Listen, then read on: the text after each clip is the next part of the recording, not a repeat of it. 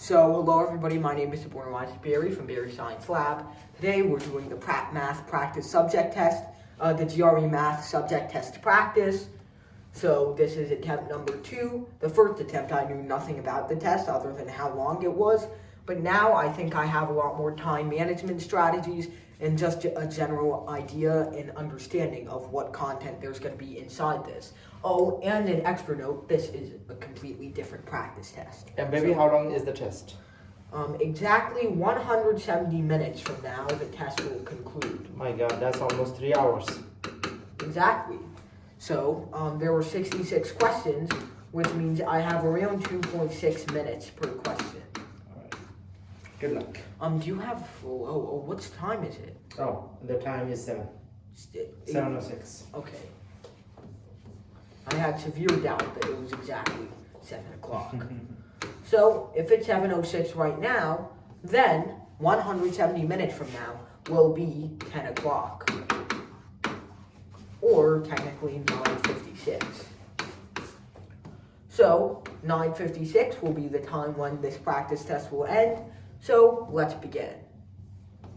Okay. Let's see denote an arbitrary constant. Then the integral of e to the ex dx is equal to, well, this is pretty simple, via the inverse power rule. This is just equal to e to the ex minus 1. Wait, no, not the power rule. This is e to the x. Yeah, so this is e to the ex times 1 divided by e, which is a. And then we just write out the rest of these.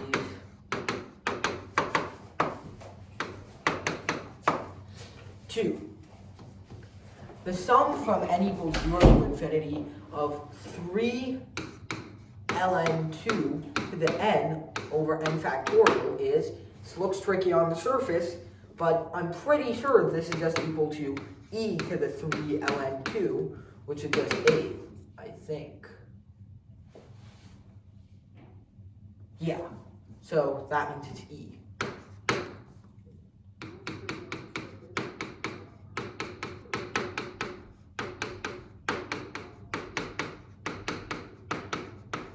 Three, let R and A be the radius and area of a circle. If R increases by 40%, by what percent will A increase? Well,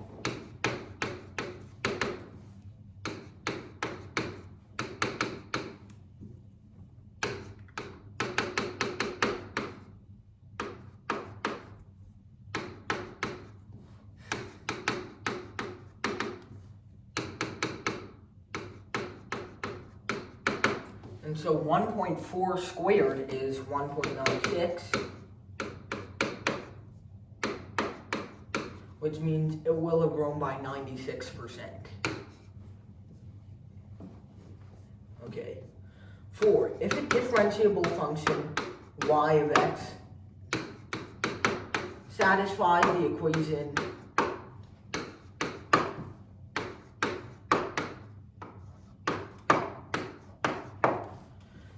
x plus y to the 4th is equal to 10 if y is not equal to 0.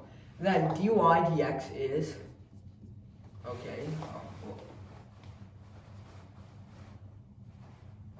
okay, so let's see. If a differentiable function satisfies that equation for y is not equal to 0. Well, let's think about it. What do we have?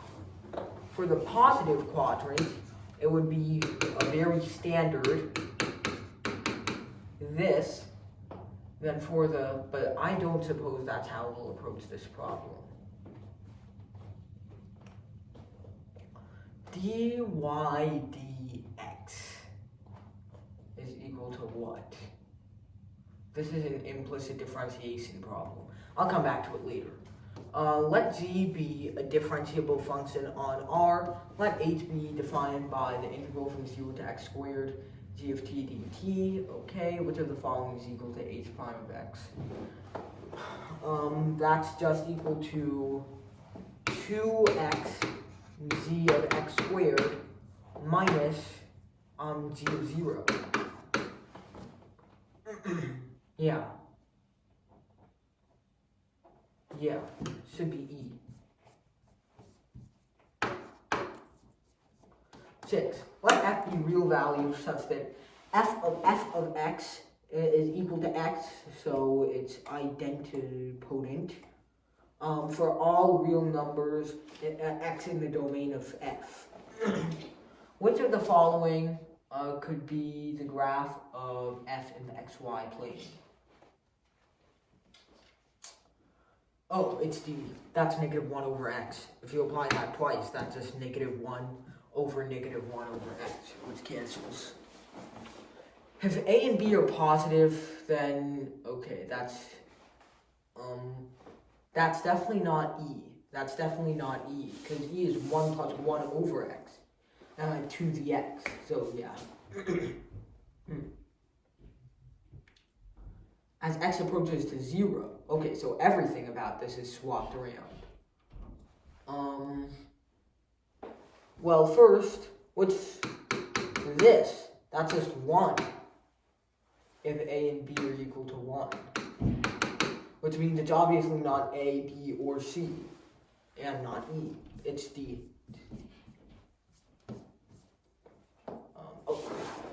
I misarranged my choices.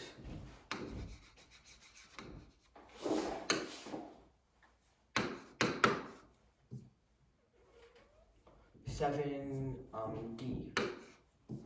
Just to make sure, yeah, okay. If the function f is defined by f of x is equal to ln x over x squared minus 1 for all positive numbers x except x equals 1, and if f of 1 is a, for what value of a is f oh. So this is a L'Hopital's problem, asking to find the limit as x approaches 1 of ln x over x squared minus 1. Use L'Hopital's rule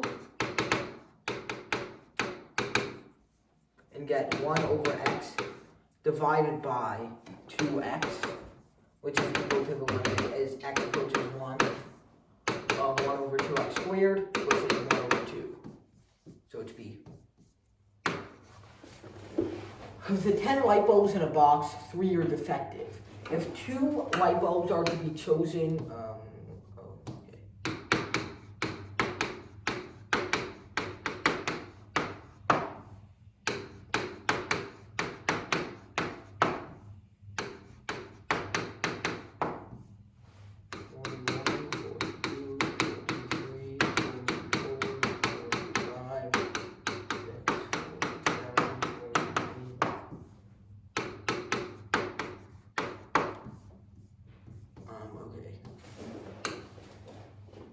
this is frustrating.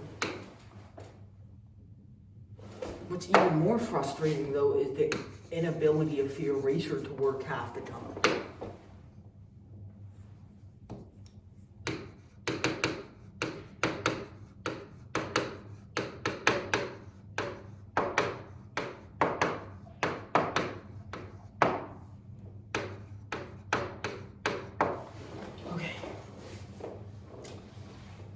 Of the 10 light bulbs in a box, 3 are defective. If 2 light bulbs are chosen from the box at random and without replacement, what is the probability that at least 1 of the light bulbs will be defective? In that case, we're looking at 1 minus the probability that neither of them will be defective. So that's a chance right there of 7 out of 10 for the first one, and then 6 out of 9 for the second one, which means that we have, what? 14 over 30, or 7 over 15. So it's 8/15, since we're subtracting 1 minus that. In the power series expansion of 1 over 1 minus x squared, what are the coefficients a0, a1, and a2? Well, let's think about it. What would they be? Well, a0, we have a0 times, okay. So this is equal to what? F of 0. Yeah, okay. So this is like f of 0 divided by n factorial. Yeah, fn of 0 divided by n factorial. So 0's derivative would be f of 0 divided by 1. So that means it's not d. The first derivative of that is what?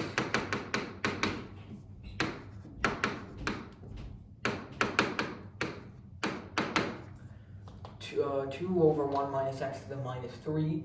So you plug in 0 again, and you get 2 over 2 is 1.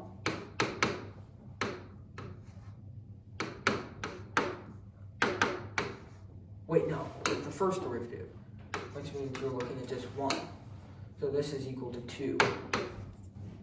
And then we have f double prime of 0 over, well, what is it? And this right here is going to transform into 6. Maybe, can I give you a papaya? No, not Just one? We're barely 10 questions in. That's it. That, Yeah, this is it, that's it. One hour later, I'll give you one. well,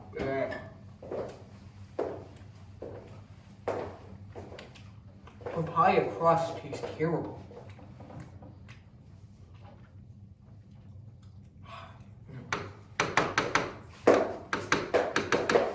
It's B. 11. Let f from negative 3 to infinity to negative 8 to infinity. Okay. Which of the following is true? F is not 1 to 1, f is not onto, f is bijective, f is bijective, f is bijective. Okay, bunch of different inverse functions. Best test of these inverse functions is to plug in 1 and see what we get. So obviously to get 1 here, we should have 0. So C and D are not correct. Looks like our answer would be E, but I'd have to test it on one more thing. So like 1, 6, 1, yeah. So if we plug in f of 1, that gives us 8. So f inverse of 8 is, that's not 1. Okay, so that means C, D, and E are out of the question. F is not 1 to 1, f is not onto. Well, it is a quadratic function. 1 to 1 means that not everything in the domain. 1 to 1 means everything has at most one connection, which is true. It's not onto, because not every output has one thing mapping into it. Wasted a bit of time on that question, but we'll move on. Let p and q be primed, where 2 is less than p is less than q, and let m be the set of all positive integers n such that n to the 5 is divisible by p cubed and by 64 q to the 11th. What is the smallest integer in m? Okay.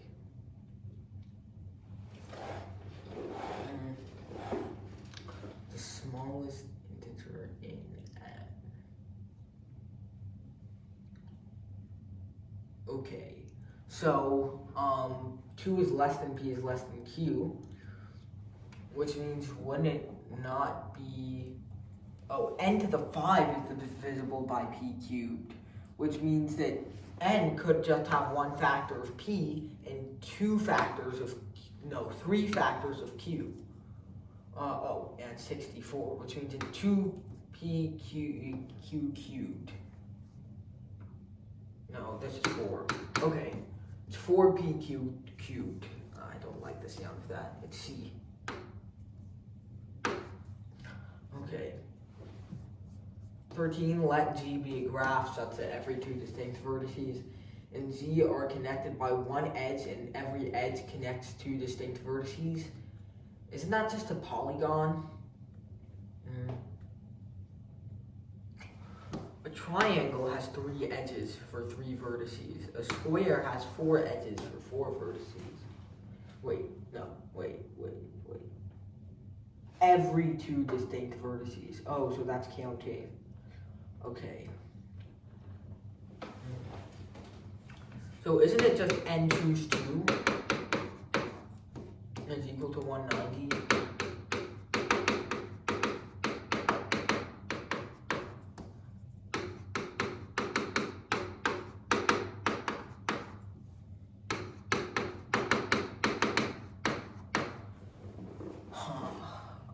A good candidate to start would be 20.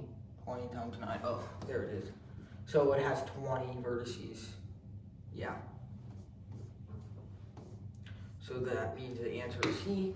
14. Suppose f is real valued and differentiable on the interval 0 to 2 such that f prime of x is x squared minus x plus 1 on 0 to 2. Which of the following statements must be true? 0 is less than x is less than 2. F of x is equal to f of 2 minus x. Okay. I think I have to take the integral and be done right now. Okay. Concave upward or downward? Let's see. Well, we get 2x minus 1 for the derivative, which means that from 0 to 2, it is indeed concave upward. So the answer should be D. If A and B are positive, which of the following is necessary and sufficient for the following system of equations to have at least one solution, x, y, where x and y are real? Oh, don't we just add? Yeah. So that means A plus 2B is, and A minus 2B, which means that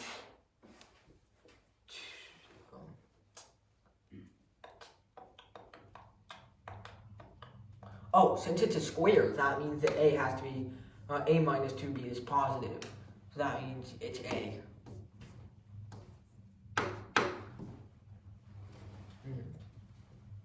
Suppose that x and y are sets. F from x to y is a function. A and B are subsets of x, and C is a subset of B. Which of the following must be true? Well, let's see. A and B are subsets of x, right?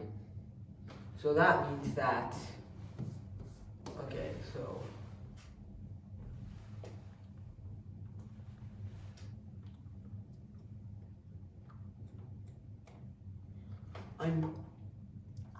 bit my tongue.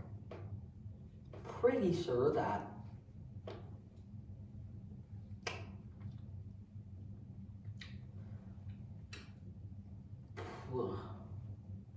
yeah, 1 is definitely true. Not sure about 2. 3 is, well, let's see. F of C is inside, is a subset of F of B. Well, yeah, that has to be true. 1 is true, 3 is true. So is 2 true, is the question. F of A intersect B is equal to F of A intersect F of B. Well, let's say N is inside A intersect B, right? That implies N is in A and N is in B, which therefore implies that F of N is in F of A and F of N is in F of B, which implies that F of N is in F of A intersect F of B, while it's also in F of A intersect B. I'm going to say it's E. I wasted lots of time there too. Okay.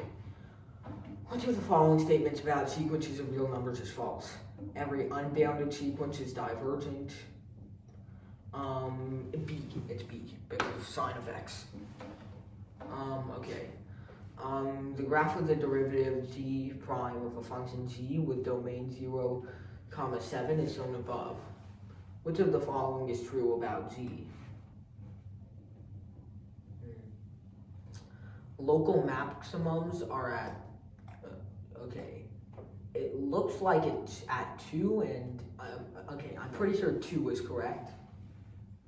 And we do not know 3, which means I think it's B. 3 depends totally on. No, it doesn't. Let's see. Oh yeah, 3 is straight up incorrect.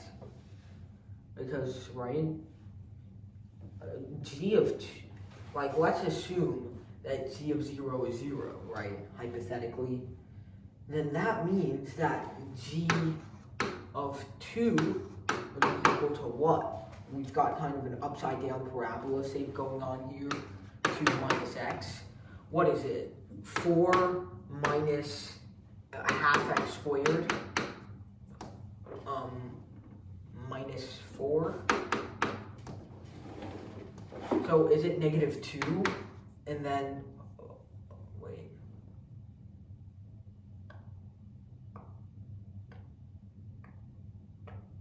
Okay, let's just do it this way. This is 2. This is negative 2. Yeah, they're not equal. Oh god, I'm wasting so much time. Okay. 19, in the xy plane, what is the point on that curve that's closest to the origin? Curve in question is rad x plus 3. So the distance to the origin of x comma rad x plus 3 is always equal to the square root of x squared plus x plus 3. So now all we're looking for is optimization. What's the minimum of this function? Which is equal to 1 over 2 rad this multiplied by the derivative is equal to 0. So we completely ignore this. 2x plus 1 is equal to 0. X is negative 1/2. Okay, and so the closest point to the origin is the square root of 2.5, which is rad 10 over 2. So C. If f and g are twice differentiable functions of a real variable, second derivative of the composition. Okay, well, you have f prime g plus g prime f, second derivative is just f prime prime g. Oh wait, it's a composition. Have to use the chain rule. Okay, so the composition f prime prime plus g prime prime, f prime prime composed g prime prime. So f composed g, that will take the derivative, that's f prime of g prime, take the derivative again, g prime squared plus f prime of g prime prime. Yeah, it's D. 21. If x and y are integers such that 3x plus 2y is congruent to 5 and x plus 7y is congruent to 1 mod 13, 5x plus 3y is congruent modulo 13 2.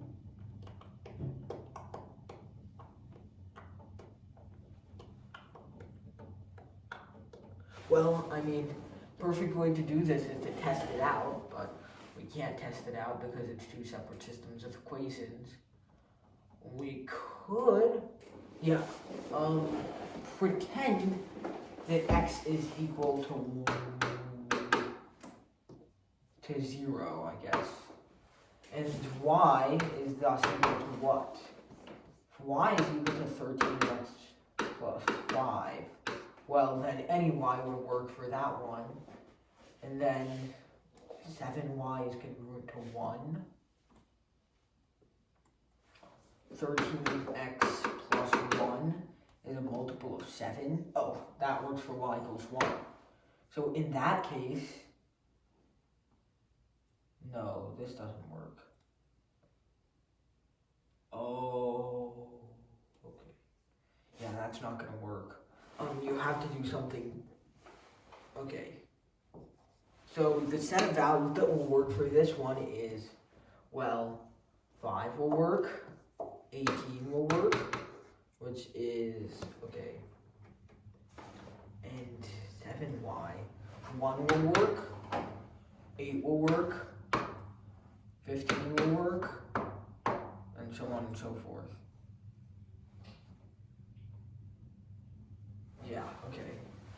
So 5, 18. Well, no, they're supposed to divide that by 2. So 9 will work. 22 will, oh, I'm wasting my time. Oh wait, 15 and 22 match up perfectly. 22 works, okay. Well, 2 times 22 is 5 mod 13. 44 is equal to 5 plus 39. And it's congruent to 7 times 22 is congruent to 1 mod 13. Okay. Then 5x plus 3y is congruent mod 13 to 1. Okay, you know what? I'm coming back to this one. Consider triangle ABC with, okay, those sides. AB is 6, AC is 8, and BC is 12. Let P be a point on side AB such that AP is equal to 4. And let Q be a point on side AC such that angles APQ and ACB are congruent. That sounds funky. What's the length of the line segment PQ? Whoa, I wasted time. Such that AP is equal to 4.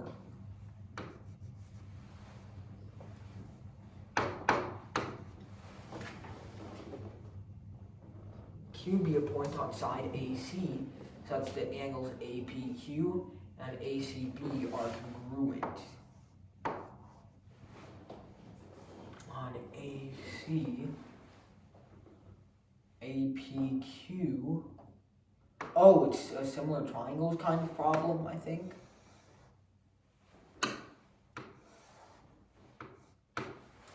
Okay, what's the length of line segment PQ? Yeah, I'm pretty sure this is a similar triangles problem. Yeah, it definitely is. So 4 is matching up to 8 in this image, which means all the proportions are half. This is 3, which means this is 6. Pretty sure it's D.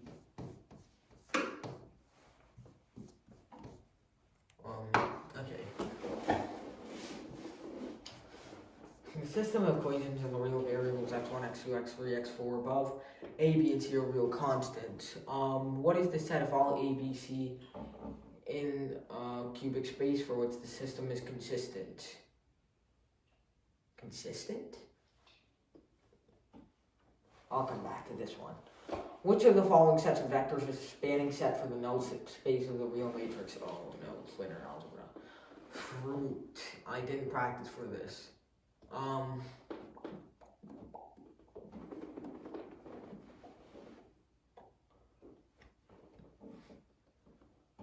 How do you find the null space of a real matrix? I know obviously it's whenever this is true, but I forgot. Oh wait, I can always do this. 1, 3, negative 2, 2, 1, negative 1, negative 4, negative 2, 2, times A, B, C is equal to 1. A plus 3B minus 2C.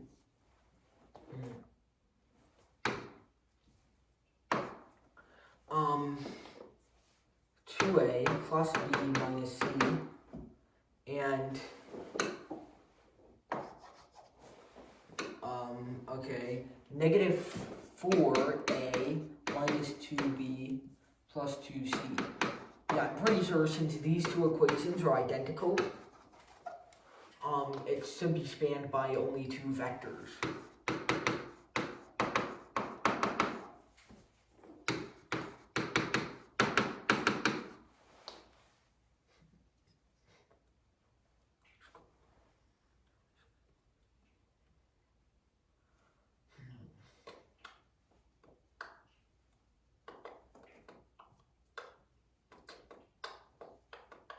Guess we can just trial and error it. 1, 3, 5, does that work? 1 plus 9 minus 10, yep, that works, which means A is also out of the question. And then 1, 2, 3, 5. Okay, yeah, that works. So 135 is one of the vectors, and 2, 0, 1, 2, 0, yep, wait, let me just check another one. 2, 0, it was important for me to check. This is equal to 3 if I plug in that.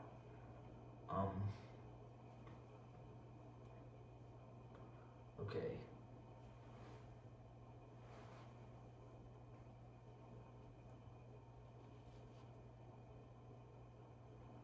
Two minus 15, 0. Yeah, no, that doesn't work. 6 minus 5, 0. No, that doesn't work. Minus 2, 30. Yeah, that doesn't work. 2, 0, 1.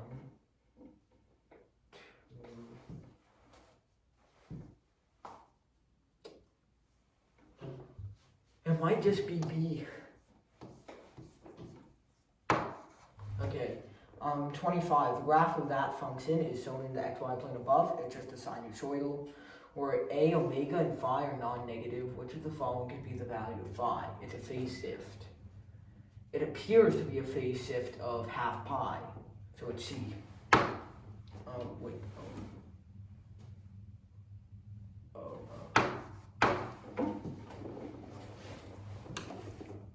4, negative 2 is okay. So when is this bigger, greater than, or equal to this? Well, or just greater than, doesn't matter.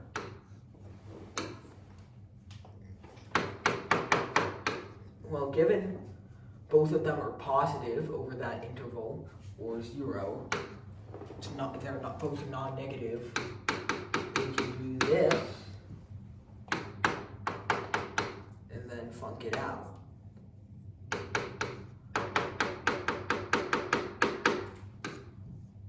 So when is 0 greater than 2x greater than 4x?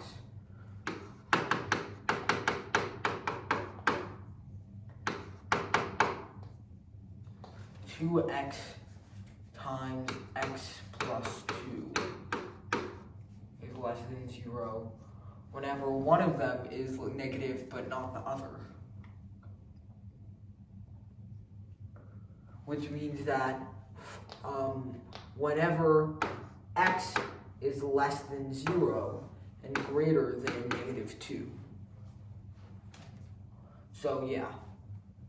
So over this interval, this is true, and for the rest, that's the other way it's the other way around. So in essence, we're integrating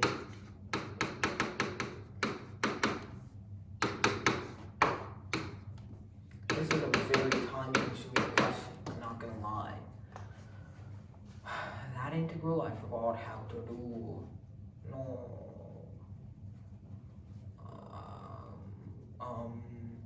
Oh wait, no, that's just a circle. I'm dumb. Y equal to 4, y squared is, yeah, just the two-dimensional circle with radius 2. Okay. Why did I say two-dimensional? I got confused. Yeah, minus 2 to 0 means that's just pi r squared over 4, which is just pi. And the integral from x 0 to 2 of x plus 2.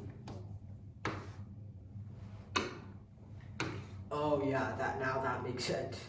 Okay, well this is just equal to what? 4, 2. Yeah, 6. So it's pi plus 6, which is C. Let P, Q, and R be logical propositions. Consider the statement if P is Q, then Q is true and R is true. Which of the following is the negation? If P is false, then Q is false or R is false. Yeah, it's E. The value of the improper integral, is that an integration by parts question or is it a U sub question? I can't tell.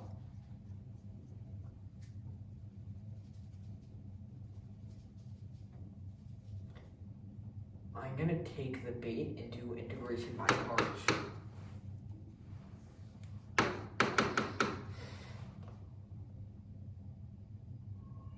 Actually, no, I'm not gonna do that.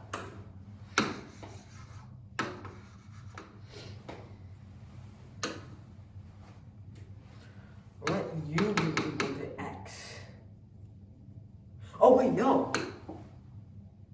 Let u be equal to e to the minus x. But we can't do squared.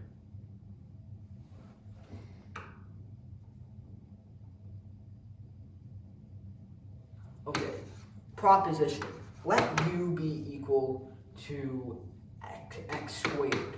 Then du is equal to 2x dx, right? So we have the integral from 0 to infinity, or just the integral in general, of x squared e to the minus x squared dx. That would turn into the integral of, what? 2x divided by 2 squared e to the minus x squared dx, which is just 1 over 4 times the integral of 2x times 2x, which means we can suddenly convert it into what? 2x e to the minus u du. And then this is, oh, that's a square root, so that doesn't fix the issue, that just makes it worse.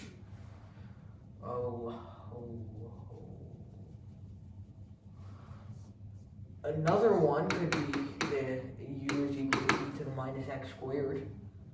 That way, u is equal to negative 2x e to the minus x squared dx. But then that doesn't help with the remaining x that's left over. We're in a catch-22, boys.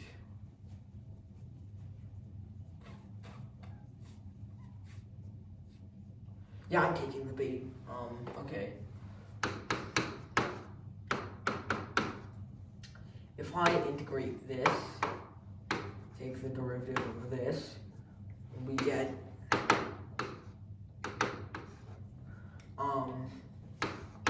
2x times the integral of e to the minus x squared dx minus the integral of e to the minus x squared dx multiplied by 2x dx.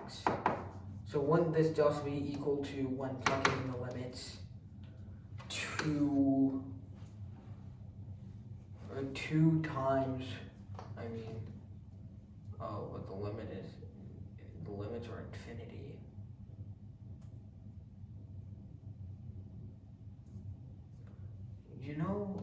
Okay. Well, 2x rad pi over 2 minus the integral of 2 rad pi over 2x dx, which gives, and yes, I know I'm just bullcrapping here, but I'm just looking for any possible solution. That's not very satisfactory.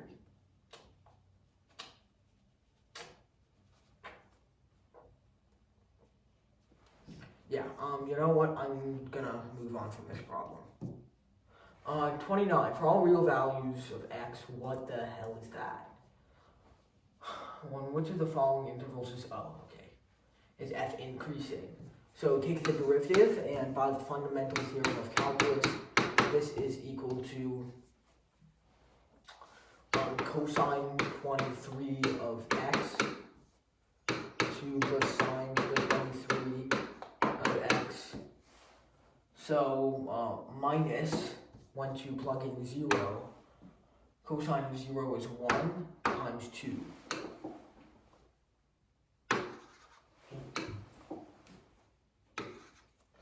So whenever this is greater than 2, essentially. That's kind of difficult.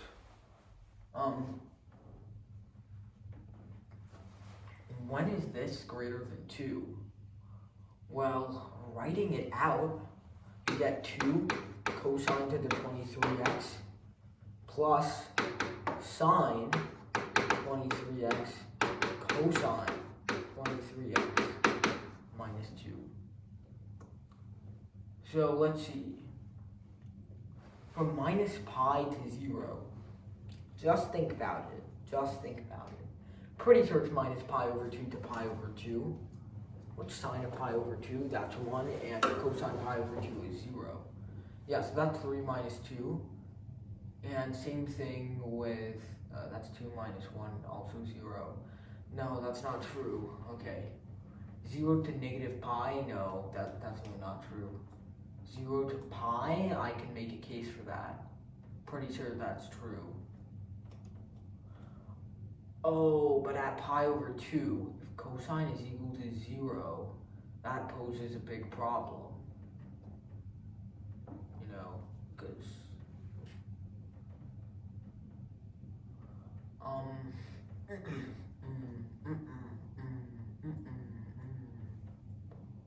pi over 4 to 5 pi over 4 sounds promising enough. Pi over 2 to 3 pi over 2. Pi over 4 contains pi over 2. I think I'm going to go with E. Sounds promising enough. Which of the following best represents the graph of the curve C from 0 to 2 pi, from 0 to 2 pi to R2, given by C? Well, it's definitely not a circle, I can tell you that much. Pretty sure it's not a square either, or a diamond. Pretty sure it's not that. Well, think about it. Just think about it for a second. This would still be, yeah.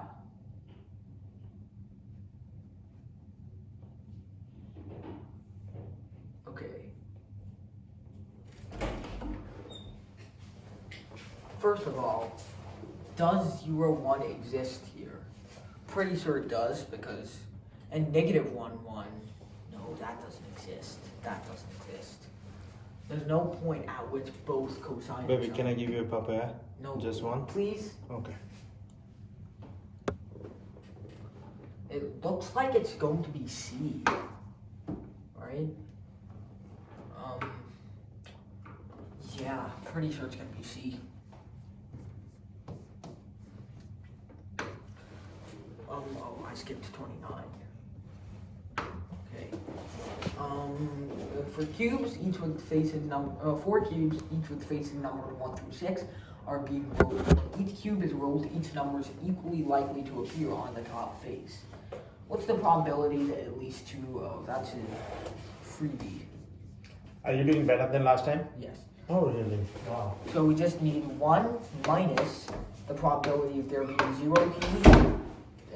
Well, the probability that 0 of the cubes have... No, that doesn't make any sense. The probability that no cube has the same number. Well, the probability that the first cube rolls something that's never been rolled before is 1. Second is 5/6. Third is 4/6. Fourth is 3/6. So it's just going to be 1 minus 5 times 4 times 3 over 216. And 5 times 4 times 3 is equal to 60. Which means this is going to be 36 on the bottom, 10 on the top, or alternatively 5/18. So it's B.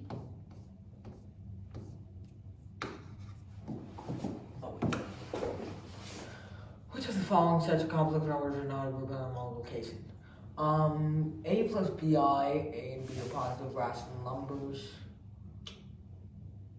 Not a group under multiplication. Oh, positive rational numbers? You're kidding me. Yeah, that's not gonna work on me.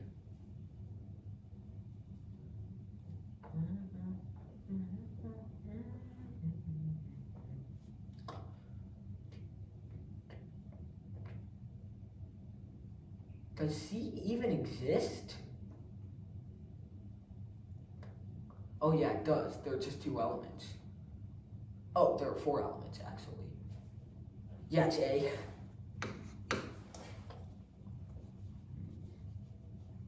Water that is slowly draining. And the instant that measurements are taken, the maximum depth of the water in the tank is 2 meters, and the depth is decreasing by, oh, it's a spherical cap thing.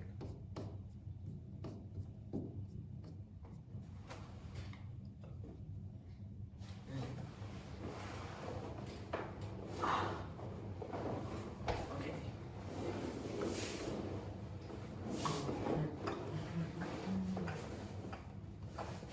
Well, let's think about it.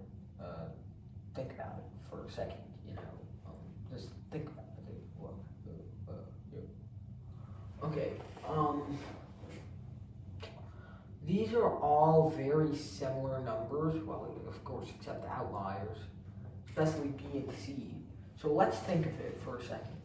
What is the rate of decrease of the volume of water in cubic meters per second at that instant? Okay, let's see. If it's decreasing by 1/3 a meter per second, at that instant, well, 1/3 of a meter per second, think of the polar cap or the spherical cap, right?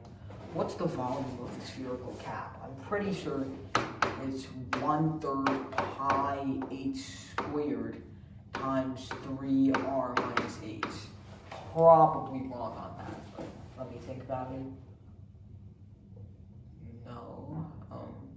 Smells right enough. 2r gives us r and 4. Yeah, looks good enough.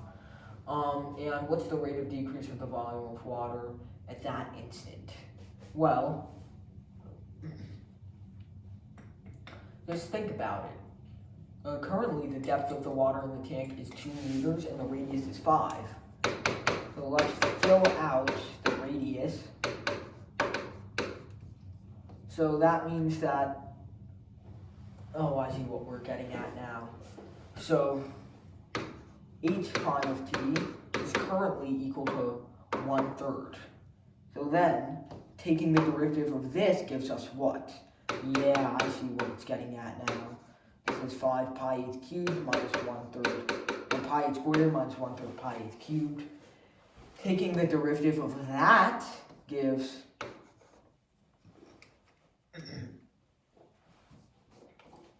well, 5 times,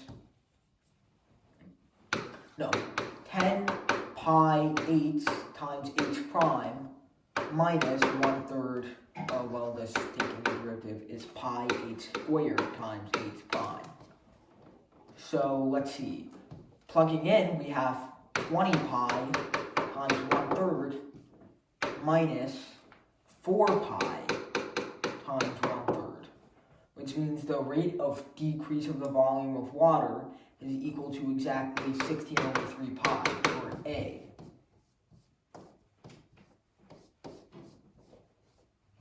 That was time consuming. We are halfway through the test. Let me check what time it is. Yeah, baby. What time is it? Baby, the time is 7:54. Oh, wow. We are doing very well on pace. Halfway through the test. How many questions you solved? Oh, we're halfway. Halfway? You're doing much better. What happened? On time management. Okay. How did that do? Okay, so I'm gonna give you my watch. Is that okay? Yeah. Okay, 7:55, yes.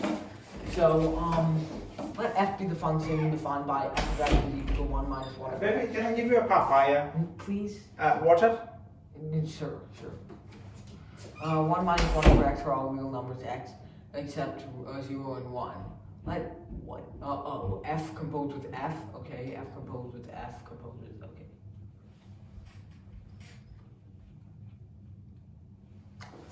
Well, this is like some continued fraction stuff. 1 minus 1 over 1 minus 1 over 1 minus 1 over. Well, what's 1 minus 1 over 1 minus 1 over x? Well, think about it. 1 minus 1 over x is x minus 1 over x. Thank you.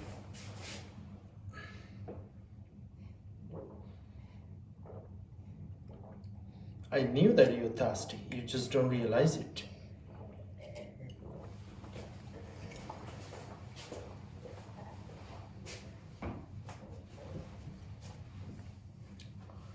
Now, when you think about it and plug that into this definition, this is equal to 1 minus 1 over x minus 1 over x, 1 minus x over x minus 1, which is equal to x minus 1 minus x over x minus 1, which is 1 over 1 minus x. Then composing it with itself 3 times gives us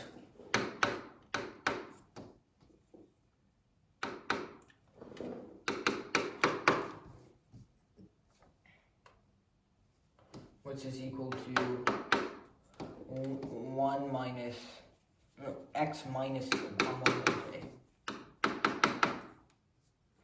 Yeah, so it just repeats itself. Yeah, okay, so it's a cycle. So it goes from 1 minus 1 over x to 1 over 1 minus x to x, and then repeats. First composition, second, and third, fourth, fifth, and sixth. And I think you can see the pattern here. This is going to be the 99th, so the 100th is just going to be A.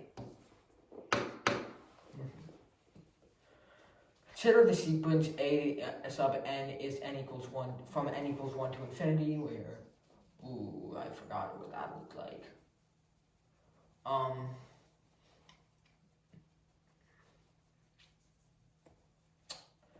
What is the limit as n approaches infinity of a n?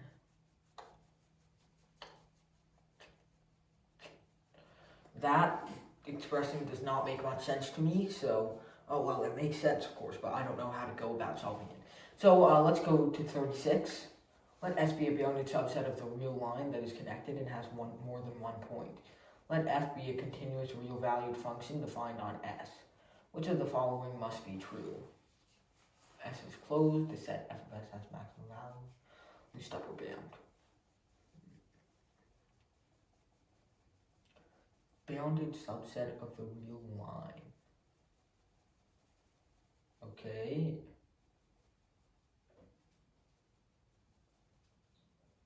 If it's continuous and bounded and connected, then it sounds like it's going to be, one has to be true. Set F of S has a maximum value. Should. Least upper bound. I don't know about 3.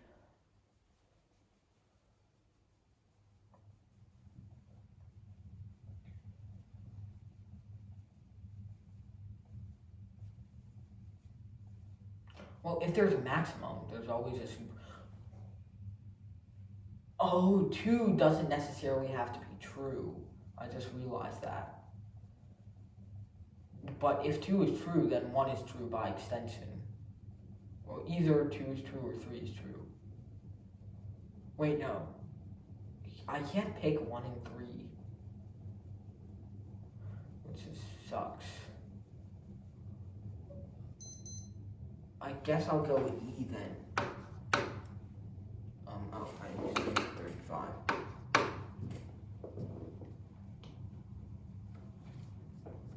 So we have a sphere of radius 3. And what's the maximum? Oh no, it's 3D optimization. Freaking hate 3D optimization.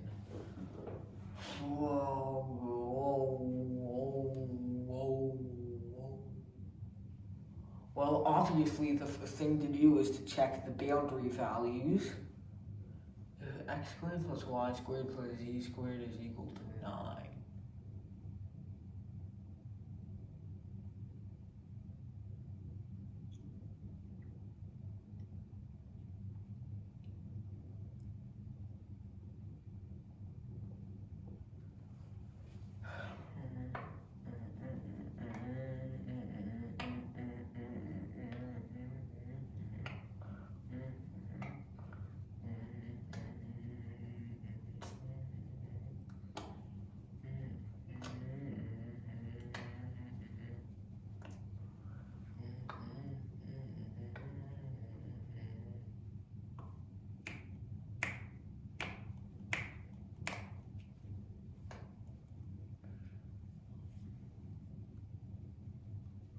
Rad 3, rad 3, rad 3.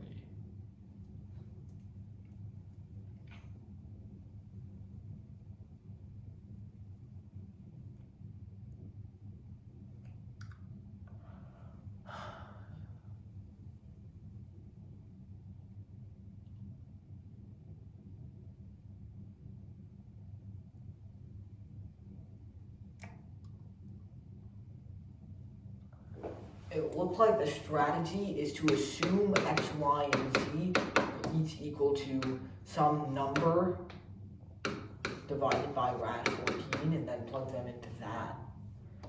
Okay, I mean,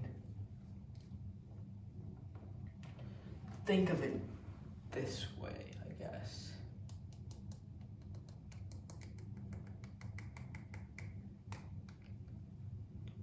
X squared plus y squared plus z squared is equal to 9.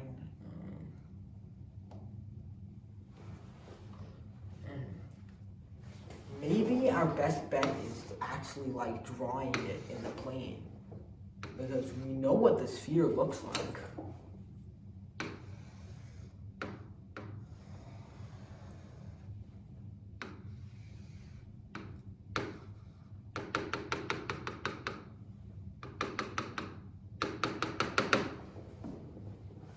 Yeah, that's 1/8 of a sphere. Subject to the constraint x squared plus y squared plus z squared is equal to 9. So when drawing that, what are the vectors that it's composed of? 1, 1, 1 is certainly one of our vectors, and 0, 0. Wait, no.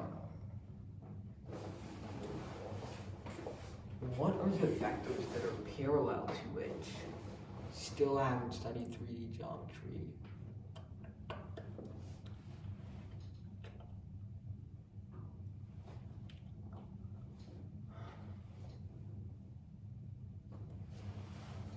I'm so lost regarding this topic.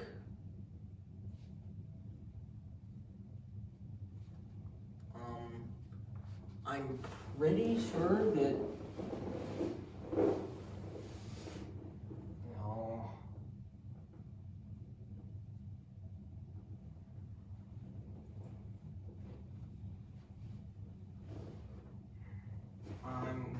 I'm wasting time. I'll get back to this one later. 38. Let A and B be linear transformations from R12 to R12 such that null space just keeps hitting you with more and more difficult questions. Okay. The null space of A has dimension 3 and the null space of B has dimension 5.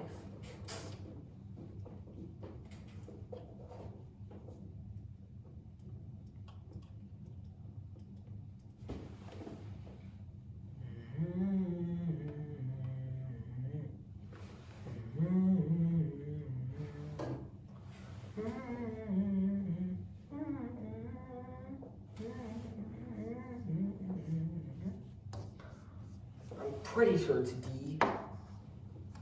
I just don't have any justification. X is complex. Okay, so I have to find the determinant.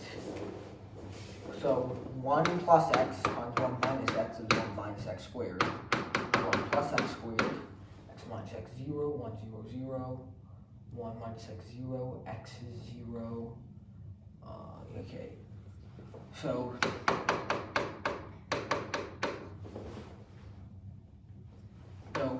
if it's non-invertible, this has to be true, which is true for every, 4 values, I, negative I, 1, and negative 1.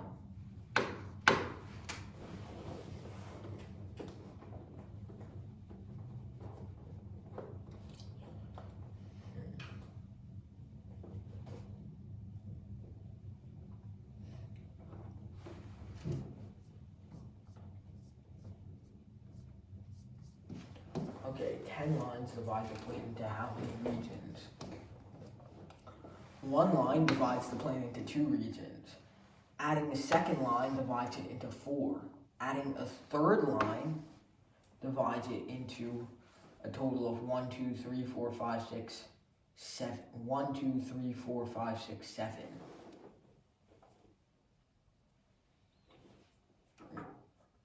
Okay, well, think about why this is the case. This is because if we draw a line, by default, it splits the plane into two pieces. If we draw a second line, it's going to split each of our subplanes into two pieces, thus doubling the amount of pieces. If we draw a third plane, well, if we draw a third line, it can only go through three of our new subplanes. It can't circle back and go through the fourth one, which means that it can only cut three of them into new subplanes. Then if we draw four,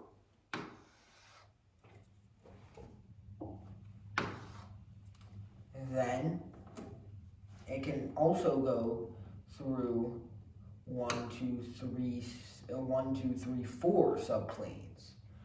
Oh, I see it. I see the vision now. 2, 4, 7, 11, and it will just keep growing.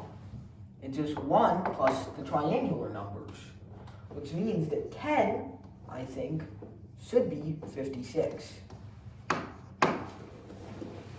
Okay. Which of the following is true for every 3 by 3 matrix with real entries? M has 3 linearly independent eigenvectors. Not sure about that. M has at most 1 complex. Oh boy, complex linear algebra. Why? If M is invertible, M has 3 distinct eigenvalues.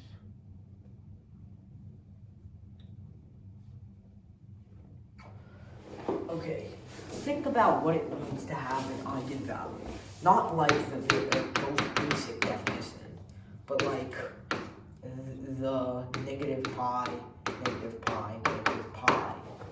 Did I call lambda pi? Jeez, I'm lost. Okay, so we have M1, M2, M3, M4, M5, or I can use index notation, but I'm not gonna. M has 3 linearly independent eigenvectors. If M is invertible, if M is not invertible, think about that. If M is not invertible, that means its determinant is 0. For example,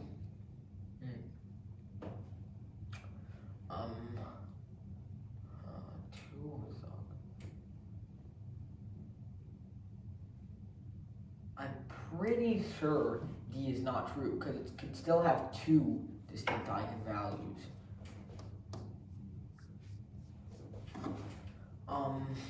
M has at least 1 real. No, there are matrices out there that I don't think have any eigenvalues. Or is that false? No.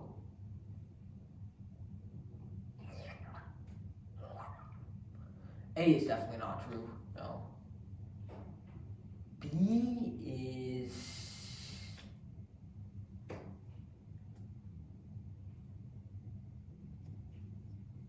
I think I'm gonna go with B. The most restrictive. What's the area? Oh, okay, freebie, finally. Of the triangle and arc 3, with the vertices 1, 3, 2, 3, 1, 2, and negative 2, 0, 4. Well, what are the side lengths you have to consider? Well, the first side length is 3 minus 1 squared. 3 minus 1 squared, and okay, 0 squared. So that's the square root of 8, which is 2 rad 2. So the distance between A and B is 2 rad 2.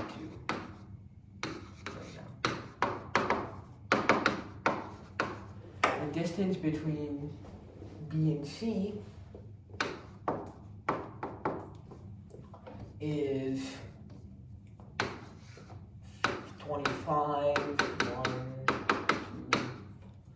Okay, so that's 25 plus 5, which is rad 30. And DCA is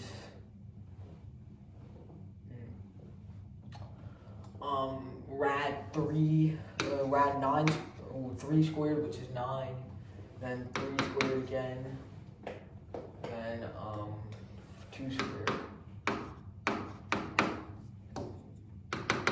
which is rad 22.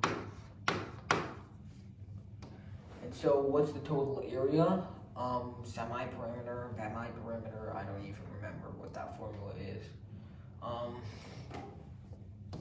I guess we'll just use this cheap one, which goes, this is rad 30, this is rad 22, and this is rad 8. Yeah. Wait, isn't that a right triangle? Wait, okay, so then we can just use rad 8, half times rad 8 times rad 22, which is just equal to, well, rad 44, or 2 rad 11. Yeah, it's A. Thanks for the freebie, man. The relation R is defined on R as follows. Okay, the real numbers as follows. For x, y in the real numbers, x times r times x, r, y, if x minus y times x, y plus 2 is 0. 1 is definitely true. 2, x and y are in r. Is it a commutative operation? Well, yes, because if x minus y is 0, y minus x is 0. But then what about the case where that's not 0 and we're instead dealing with, like, rad x is rad 2, y is minus rad 2. In that case, we have 2 rad 2 times 0 is 0. But, oh, multiplication is commutative, I'm silly. 3, if x, y, and z are in R and x, r, y, and y, r, z, then x, r, z. Is it transitive? If x, r, y, then if x, r, y, we know that x minus, okay. So we know 2 things. This is true, and this is true. Is this true?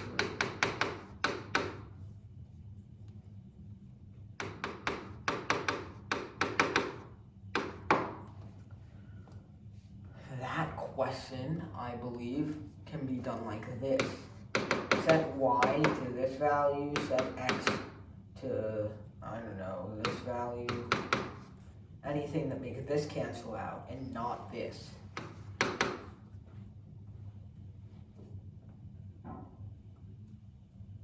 But then in that case, z has to be, I'm going to say 1, 2, and 3 are all true. Hesitating. Yeah, should be E.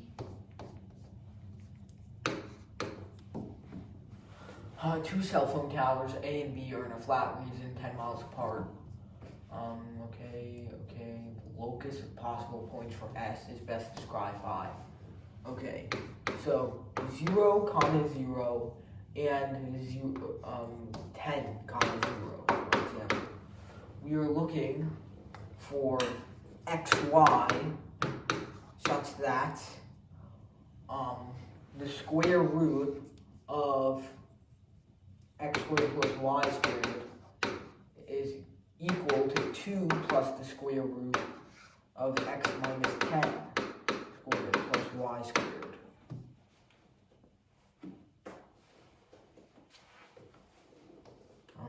I'm lagging. Okay.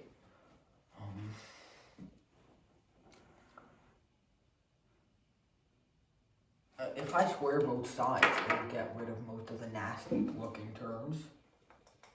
No, it won't.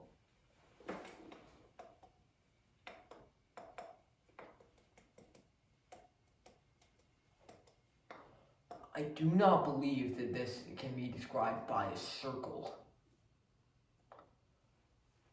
I mean, oh, think about it this way. Wait. I don't think it's an ellipse. Because you know what, an ellipse is defined by the distance from A and the distance from B combined being equal, which is not what we're trying to do.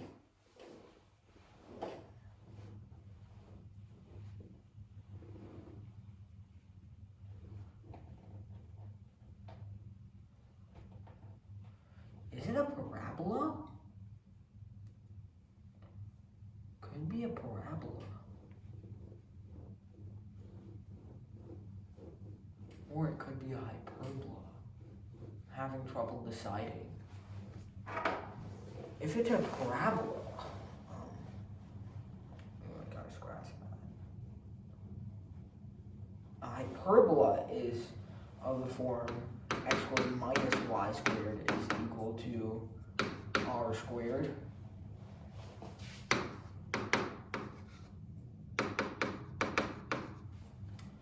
Meanwhile, a parabola is just straight up.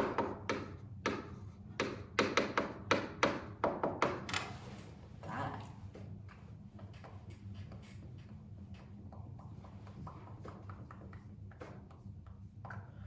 Oh, imagine if it's a line. No, it can't be a line. It's definitely not a line. Okay. Let's actually draw it out, because this feels like a stupidly easy question. This is A and this is B, right? Over here. So, we already know that this, right over here, it's 2 miles farther away, like 6 and 4. We already know that's there. It's definitely not described by a line because of how the Pythagorean theorem works. If it's described by a circle, I don't believe that it's described by a circle. Because, like, imagine a circle like this. Isaac, What? 500 people watching. I can't believe it. So I'm gonna hold it.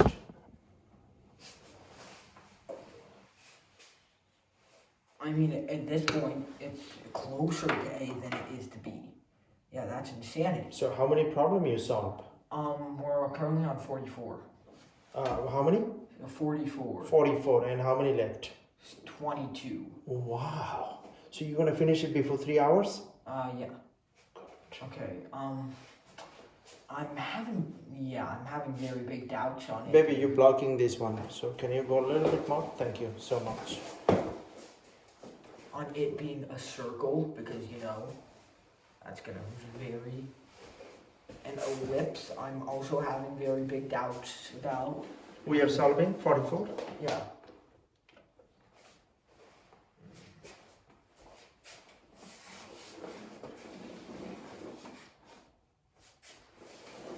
Okay, let me try simplifying this thing right here. That gives us x squared plus y squared is equal to 4 plus x minus 10 squared plus y squared plus 2 or 4 times this thing.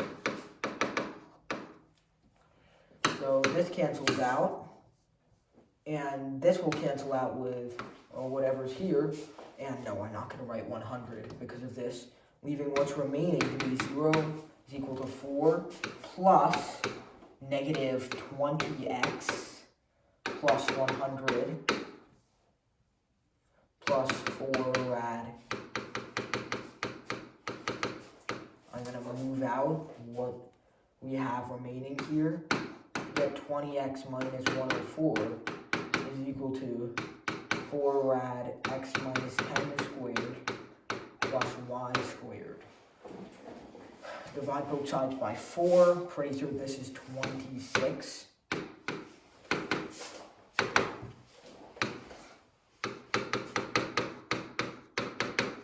So square both sides again, and you get, I think, a parabola.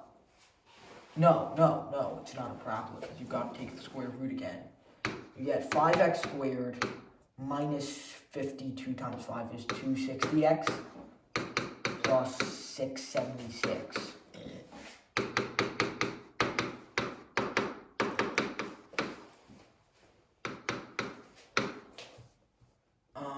Well, let's see.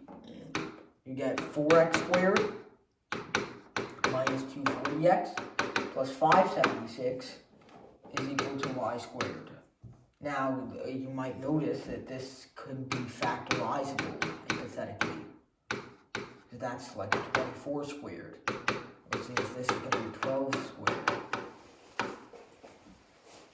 So it might be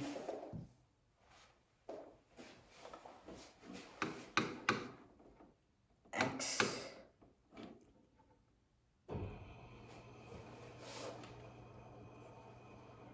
Whatever the case, I'm pretty sure this qualifies as a hyperbola. Yeah, that's a hyperbola. Okay. So that means 44 is A. Wow. That was very time consuming. 45. How many more? Let's count down. 22. 22. Yeah. Okay. Let u of x comma y and v of x comma y be real value differentiable functions that are implicitly defined by those equations. Which of the following is an expression for partial u partial x? Okay, that's the multivariable chain rule. I don't know why I'm sitting around doing this. Is the math getting harder as you are approaching? Yes. Okay. Which of the following is an expression for partial u partial x? Okay, well, think of it like this.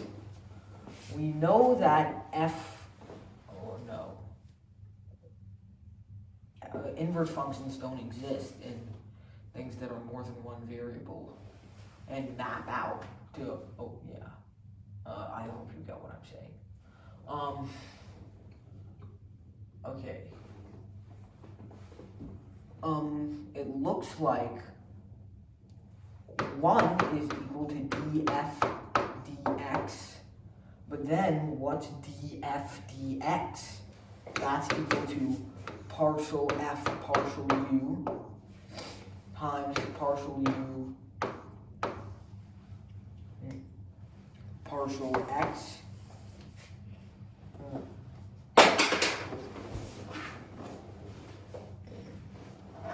And, okay, is that it? Plus partial f partial v, just like so. And then we know that 1 is also equal to partial z partial u partial y plus partial z partial v. Oh, I don't know why I wrote u here. Partial z partial y. That makes things very difficult. So that means partial u partial x is equal to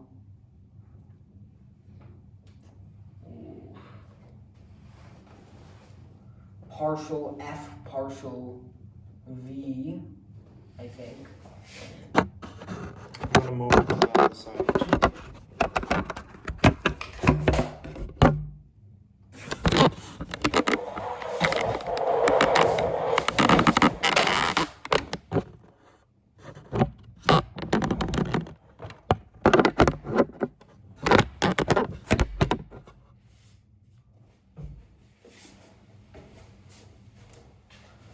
Partial f partial u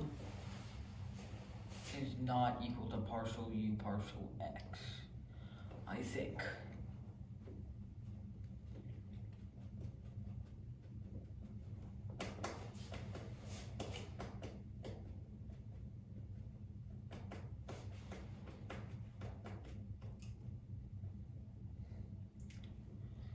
Okay, let's write out what partial u partial x is, right? No, I think I'm gonna skip this one. Okay, 46. Which of the following represents the general real solution of the differential equation? Oh, I can do that. Okay. These are the moments where you assume a polynomial, I believe, right? Well, none of the solutions are very polynomials. Oh, yeah, this is the moment where you assume a polynomial. You assume y is equal to kt. You have the specific solution and then the general solution. The differential equation memories are coming back. So let's see. Sitting on my bum like that. So, I think A has to obviously be 1. So t plus b, we get, oh wait, no, A has to be 1/3. So 1/3 t plus b, and then 2 times, plus 3b, 2 times 1/3 plus 2b, plus, that doesn't exist. Oh wait, no, when you're taking the derivative, this gets erased. And then this is 0. Has to be equal to t. So that means that 3b plus 2 over 3 is equal to 0. So that means that b is equal to -2/9, which means that it's either c or e at this point when we're solving for this. It looks like the general solution is one of the, well, it has to be one of those two. But what is the general solution? Well, we write r squared plus 2r plus 3 has to be equal to 0. R squared plus 3r, no, we can't factor that easily. Quadratic equation time. -2 plus minus the square root of 2 squared minus 4ac, which is 4 times 3, okay, over 2a. So -2 plus minus 2 rad 2I over 2, which is equal to -1 plus minus rad 2I. Then we have e to the -1 plus minus rad 2I t as our solution. Which means, I think we can ignore this. We have cosine rad 2t plus sine rad 2t times e to the minus t. So it's e. Yeah, these are getting much harder as we go along. Skip to 45. 47. Line integrals? I did not expect those to come up. I'm going to skip that. Line integral is the physics, right? Not math. No, it's math.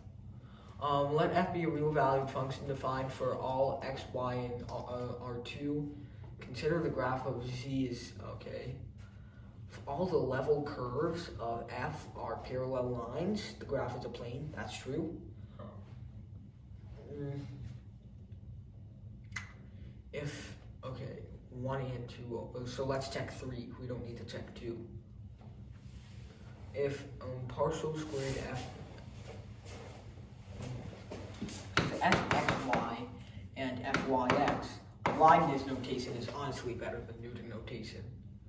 In both for all xy in R2 and both are 0, then the graph is a plane.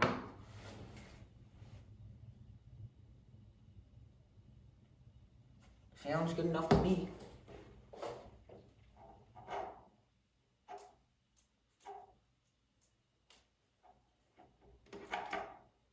Yeah, that's definitely true. Or, oh, 0, not constant. Yeah, so that's, okay. So that means it's E, all of the above. Okay, in the complex plane, let C be the circle 1, Z equals 1 plus E to the I theta, oriented counterclockwise. What is the value of, oh, is that a line integral again? Oh, that's something that Brian taught me once. Okay.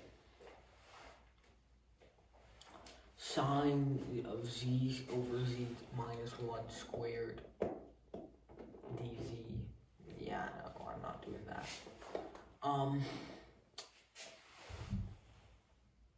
Yeah, no, that's a line integral. Okay, we have a double integral over here, which doesn't seem too bad. We have e to the to the y squared, actually, which is very interesting. It's actually 2x. When you're doing that, isn't it usually a u sub?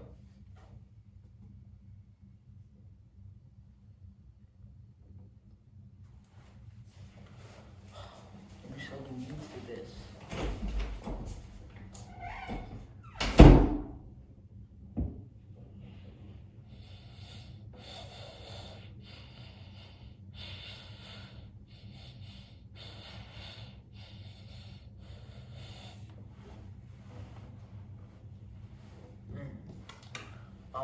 We could let u is equal to like e to the y squared.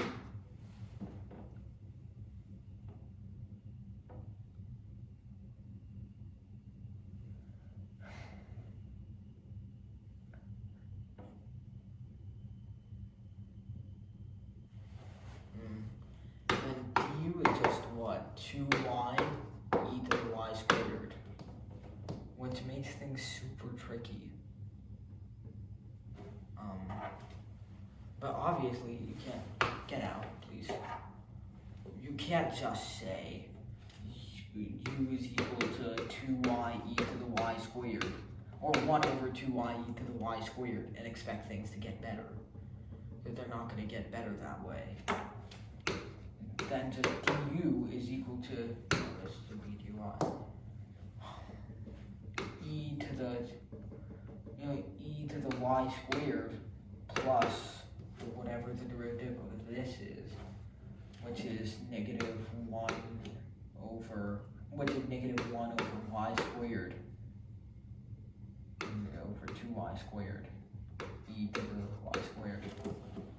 Yeah, so that makes things extremely difficult.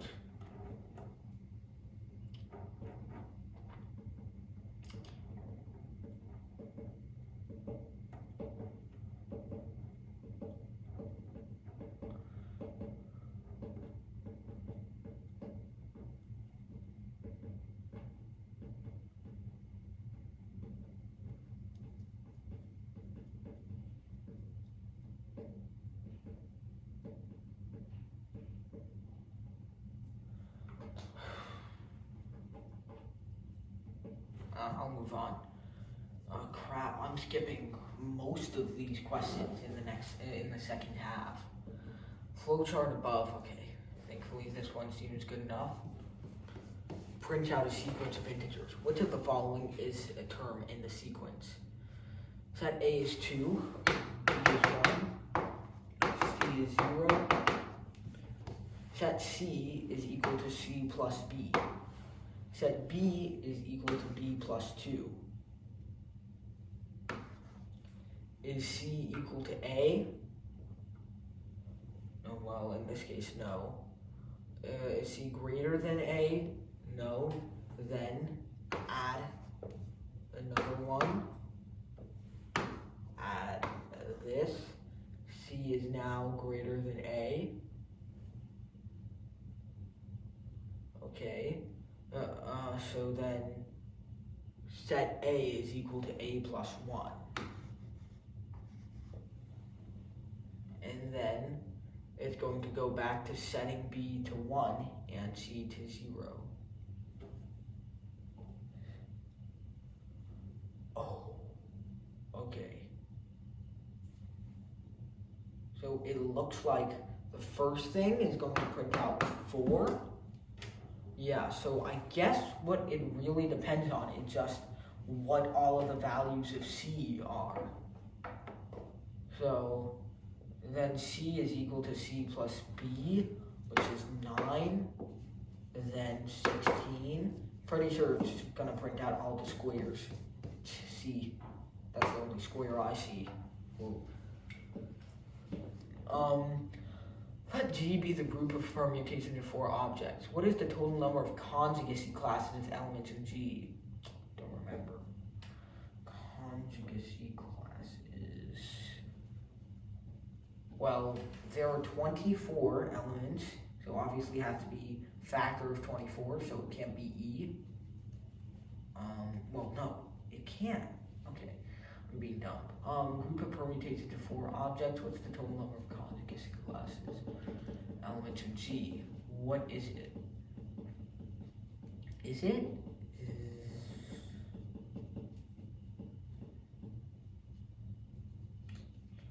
How much time do I have left? 8:36. We have an hour and a half. Okay.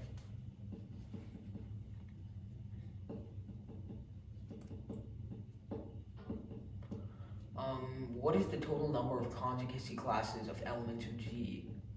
Is it? Doubtful.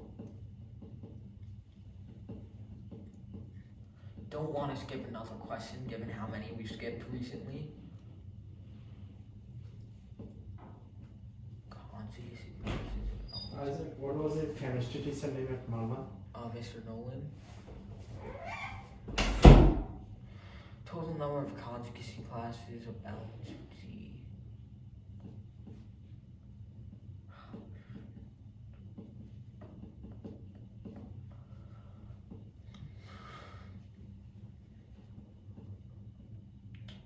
Is it 3?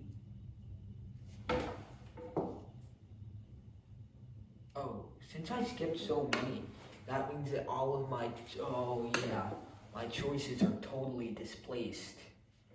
Yeah, 46 is E, we have certified that.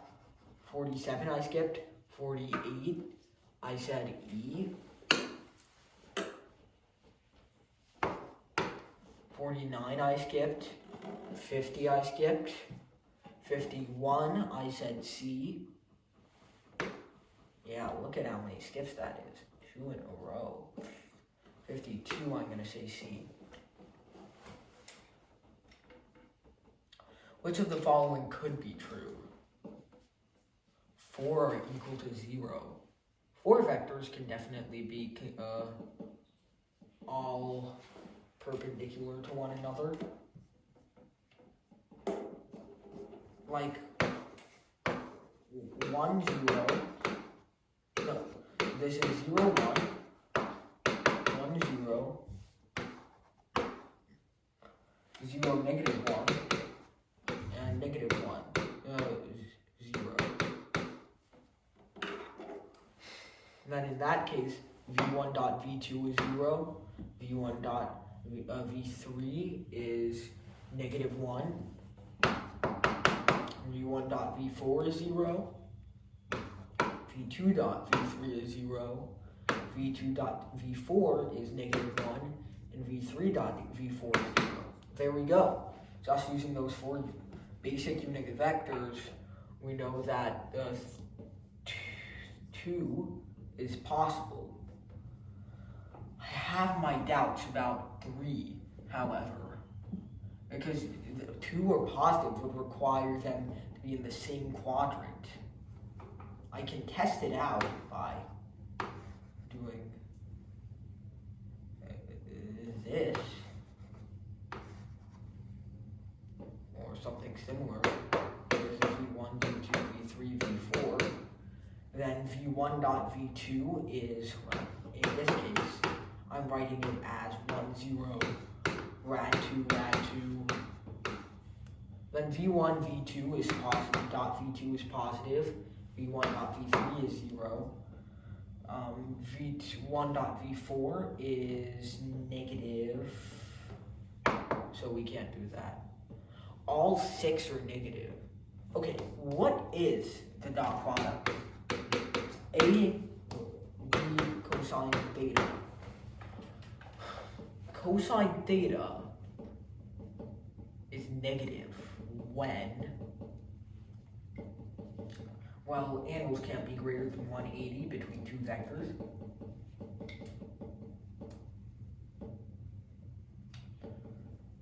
Two vectors, okay, so cosine theta is negative whenever theta is greater than 90, okay. Which means that if all 6 are negative, V1, V2, V2, V3, V3, V4.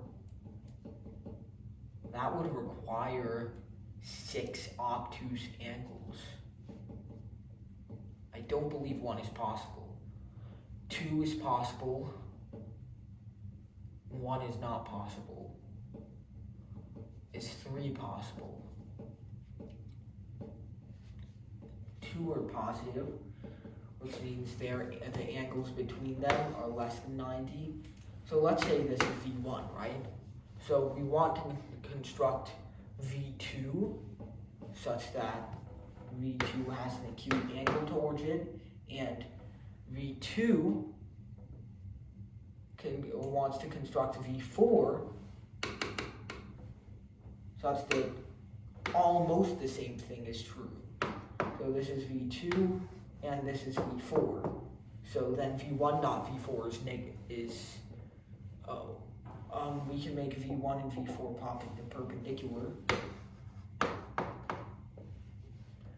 And then, but then to make everything positive, we would have to make this V3. But then now we have, yeah, okay. I'm pretty sure it's A.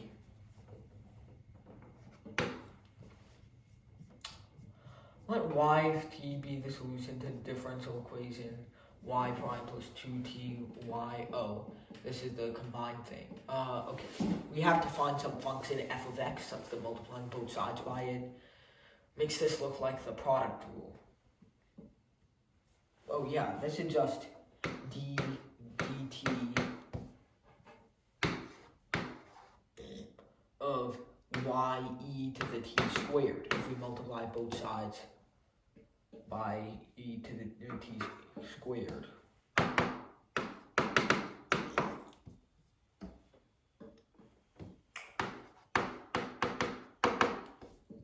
Oh yeah, this is free. Thought that this would be a pretty difficult question. Well, of course we have to add a constant c. But that constant is what? Y of 0 is 0, cosine of 0 is 1, so that means the constant is 1. So then y of pi, which is minus cosine t, plus 1 over e t squared, is, cosine of pi is negative 1, so we have 2 over e to the pi squared, which is e. Okay, we're on a roll again. Let x be a continuous, oh no. Statistics. Standard deviation of the sampling distribution of the sample mean from random samples of 30 observations of x.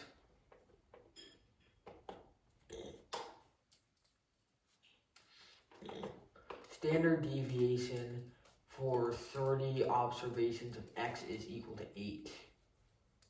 120 observations, shouldn't it also be 8? Or am I dumb?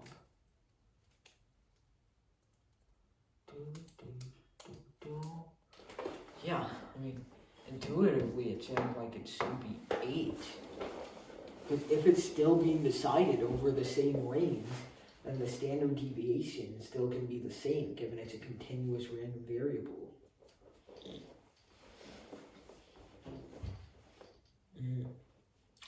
Let R be a ring with identity such that a squared is equal to a for all a and R. Which of the following must be true? Is it commutative? Well,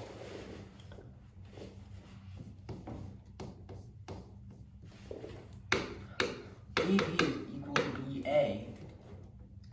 We can't prove that directly, but we know that B is equal to A squared B squared.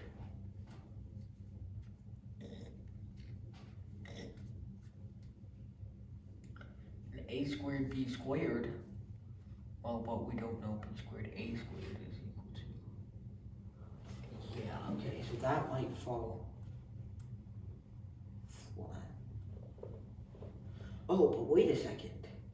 If a times b is equal to a squared times b squared, which is a, b, b, but it's also equal to a, b, then logically, that means that AB is equal to BA.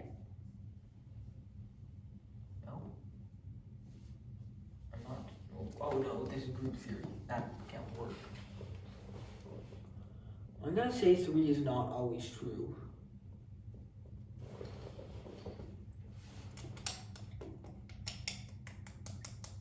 If we have, okay, okay, I think I see what you're saying, but I also think I don't.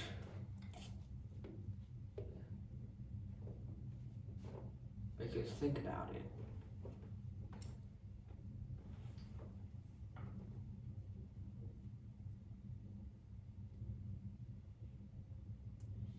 If B is in R, Bn is equal to 0.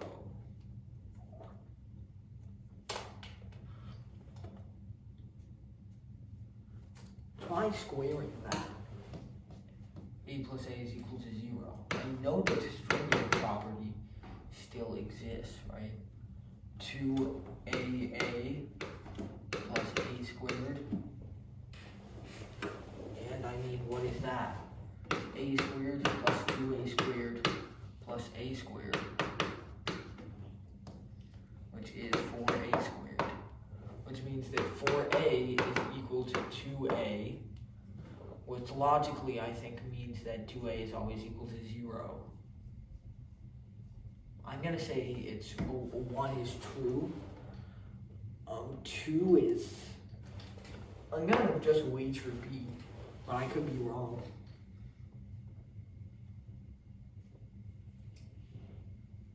Yeah, I'm just gonna wager B. Oh no.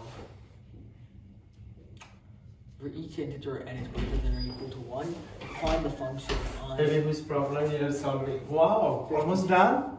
I still have to go back and do a few questions. Define the function in by n. I think you got tired.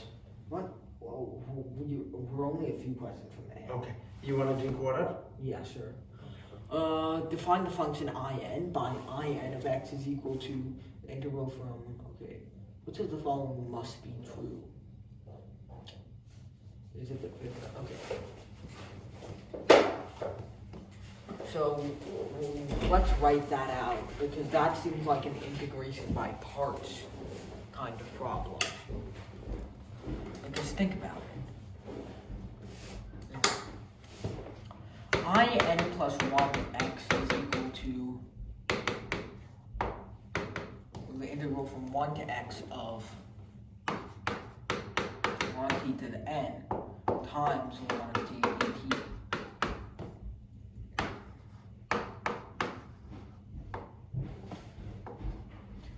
So we get 1 over t times the integral of ln of t to the n, which is a Maybe.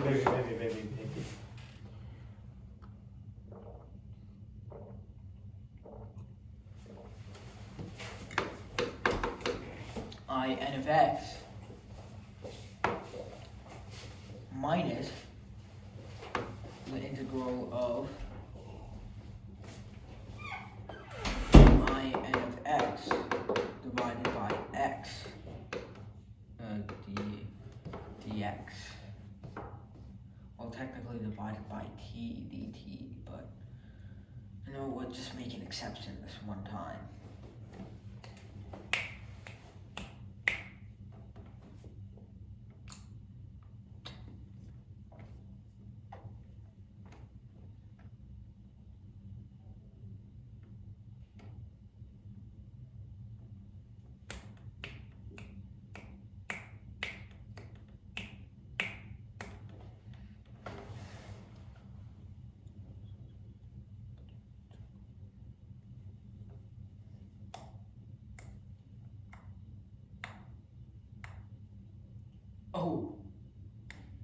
Yeah, it might be A. No, wait, definitely not A.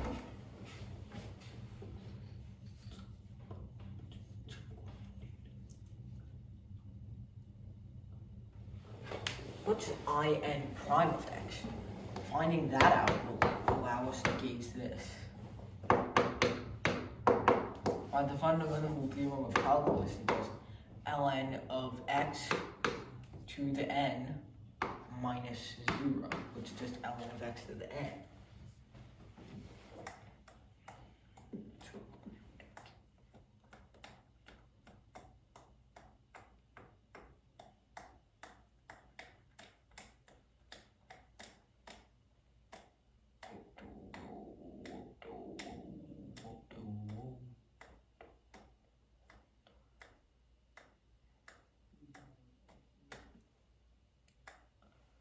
Can we?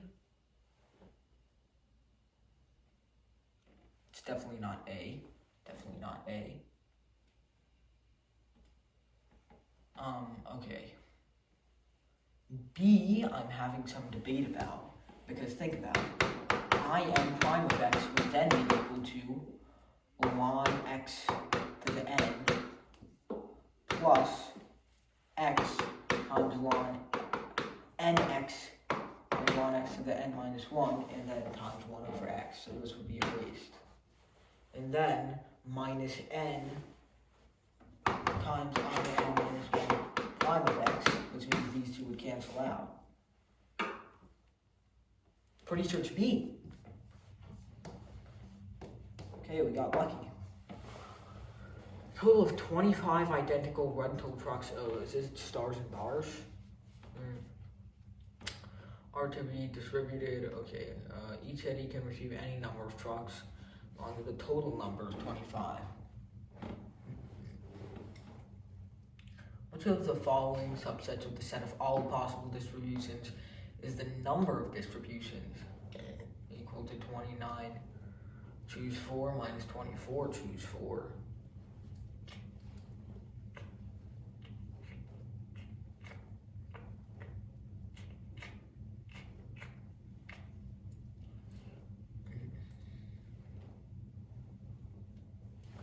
So let's see. The distributions for, oh no. A lot of these questions are dumb process by elimination questions. Which means the answer is up to how you choose to go about testing each choice. Like you go A, B, C, D, E, or E, D, C, D, A. It's all up to luck. I hate that. Like, okay. For choice A, the distributions for which at least one city receives 0 trucks. I mean, that means there are 4 bars to separate things. And if we have 0 trucks, we're only spreading it among 4 cities. So now that means we have 3 stars and, no, 3 bars and 25 stars. Just like that. 3 bars and 25 stars is just 25 factorial. Wait.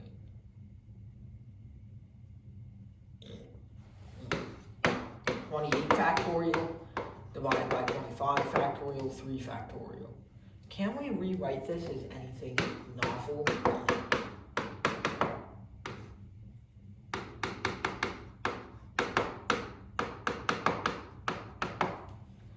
Anything that's actually, interesting. And of course, factor out this.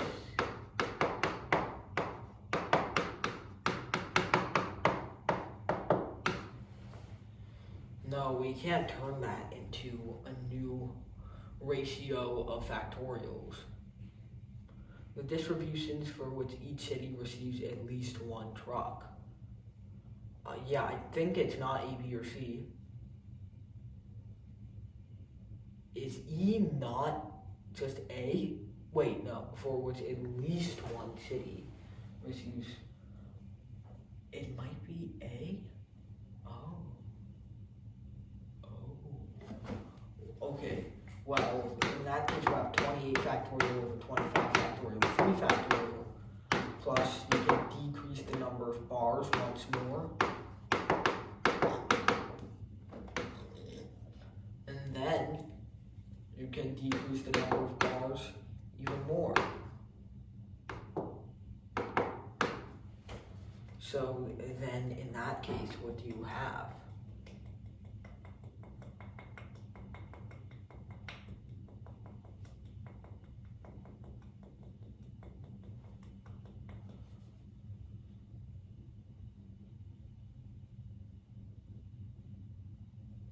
Okay.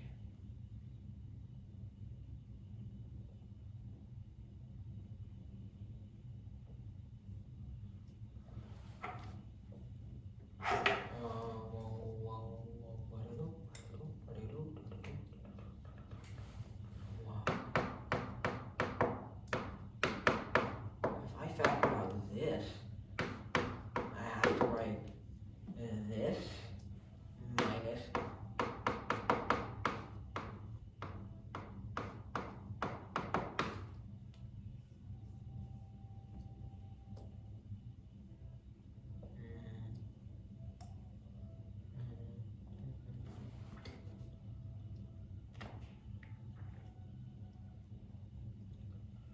one over 25 factorial. No, if I factor. Okay, this is not gonna work. A, B, and C are not correct. The distributions for which 4 or 5 cities receive the same number of trucks. If 4 cities receive the same number of trucks, well, if 5 cities receive the same number of trucks, of course, how many combinations is that? Just one combination. Yeah, identical rental trucks. There was just one possible combination where 5 cities receive the same number. For 4 cities receiving the same number of trucks, well, you could have 4, 4, 4, 4, 1, which can be distributed 5 different ways. You could have 3, 3, 3, 3, 3, 3, 3, 3, 5, which can be distributed 5 different ways. 2, 2, 2, 2, 9, which can be distributed 5 ways. 1, 1, 1, 1, 4, 13, which can be distributed 5 ways. Oh, but that doesn't add up to, because I'm dividing by 6. What am I doing, truly?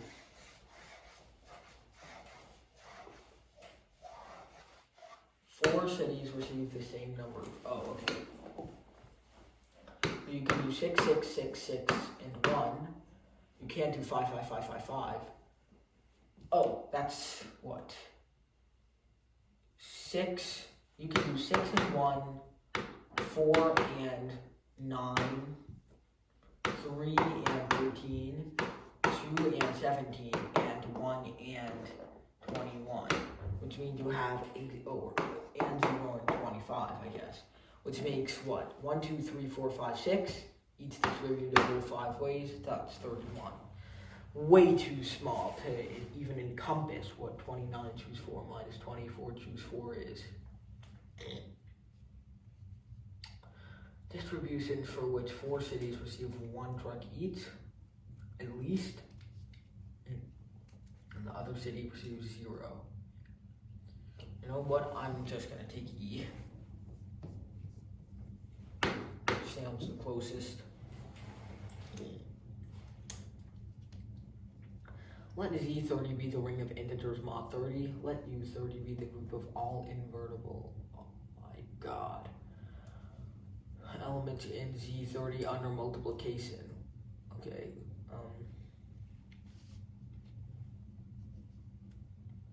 So that means that 1 and 11, that subgroup is normal. Apparently. Okay.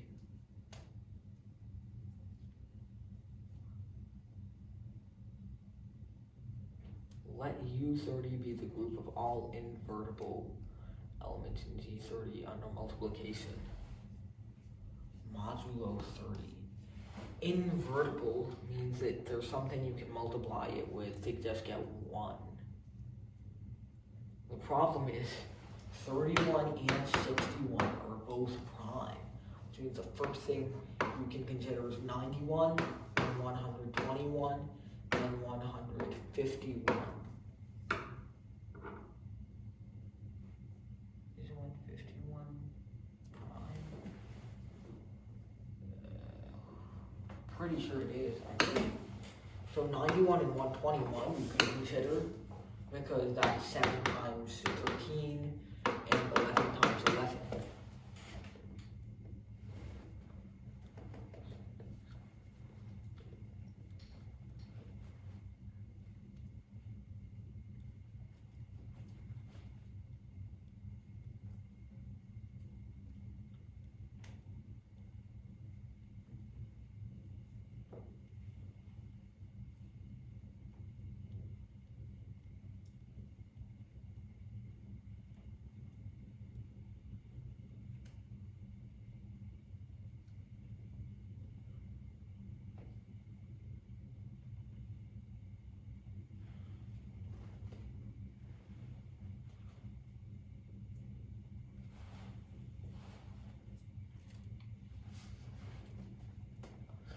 Okay, from U30 to U30, okay,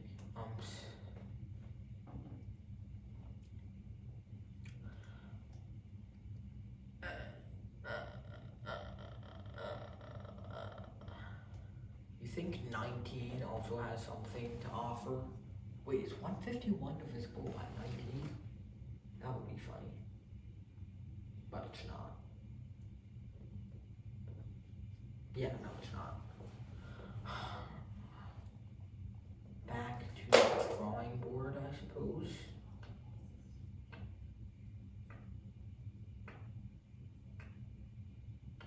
Well, we could consider everything up until 901. Maybe? What? What problem? 59. Oh wow, 6 more problem. I still have to go back and look at the problems I skipped. How many? I don't even know at this point. I skipped 1, 2, 3, 4, 5, 6, 7, 8, 9, 10 problems so far. Oh, so 16 problem, right? Yeah. Alright, maybe. But you can end any time because I feel like you got tired. No. Okay, 59. I believe.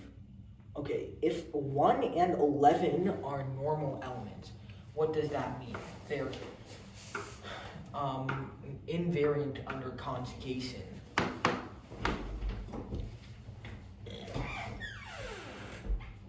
A little bit water, maybe.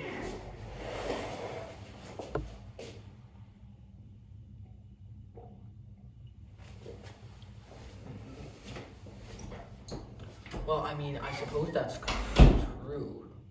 Yeah, 11 maps to 1, 1 maps to 1.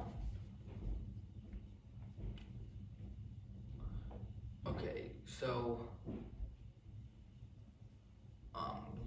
okay.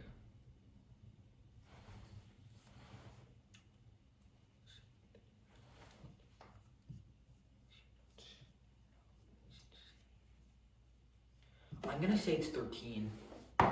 Seems the most relevant. What?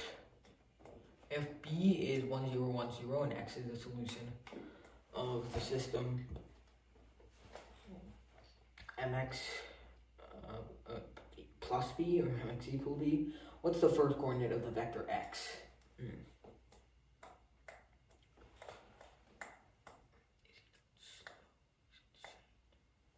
Okay, so does it really want me to multiply those two vectors and then solve that system? Well, I mean, it can't be that bad. Just time consumer.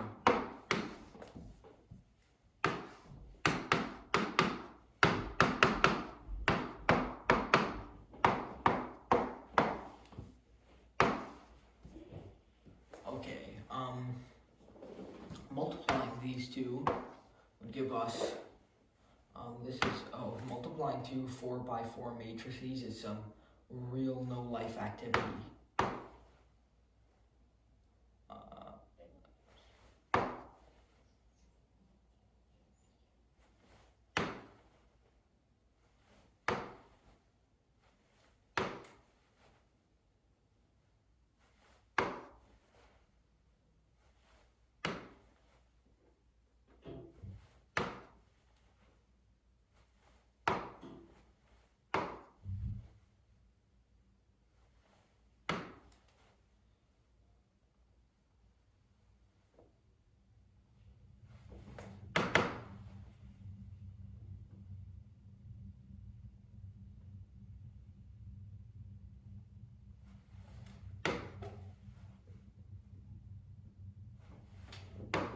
Okay, there it is. That's their product.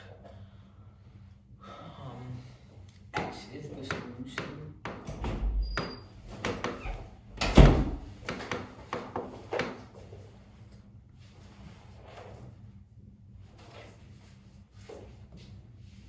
Okay, so let's see. We know that A plus C is equal to 1. We know that A plus B plus 2C is 0. We know that A plus C plus 2D is equal to 1. And we know that A minus B plus 2D is equal to 0. So, alright, that's a decent set of equations to work with. That means that, of course, plugging this into here, 2D is 0, and thus D is 0, which means that A is equal to B, which means that if A is equal to B, then B plus C is equal to 0, which means that B is equal to negative C, which means that we have A is equal to negative C, B is equal to negative C, C is equal to C, and D is equal to 0, which means that when we sum everything up, wait, but that's paradoxical, because C is equal to 1 minus A. If C is equal to 1 plus C, then that's impossible.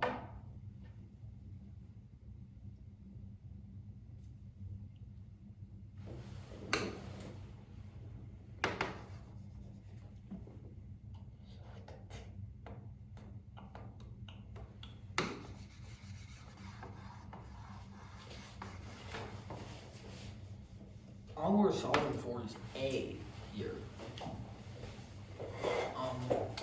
Well, A is 1 minus C, right? So B is also 1 minus C, logically, right? But then 1 minus C, 2 minus 2C plus 2C can't be equal to 0. Isn't this an impossible system of equations? Unless I multiplied the matrices wrong. Well, which I don't know. I'm going to just guess it. I'm not going to actually do this. Okay? Of all the primitive 10th roots of unity, I don't exactly remember how to solve that. Oh, I know. It's just 2 pi. It's just like 2n pi over 10 times I. So that means you have, well,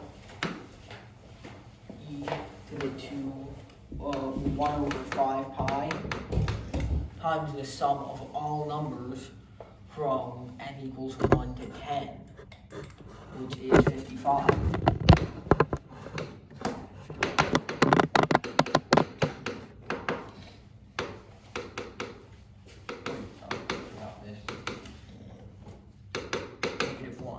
So that means that P is -1, and apparently we were supposed to find the sum too, which is fascinating. will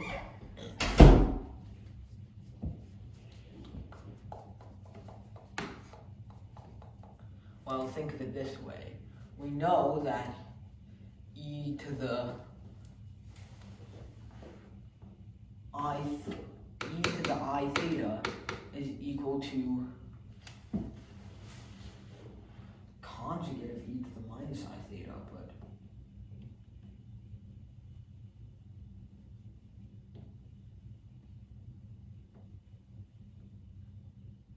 negative e to the I theta plus pi over 2. We can say that, which is equal to negative e to the I theta plus 5 pi over 10. This is we're pushing even numbers.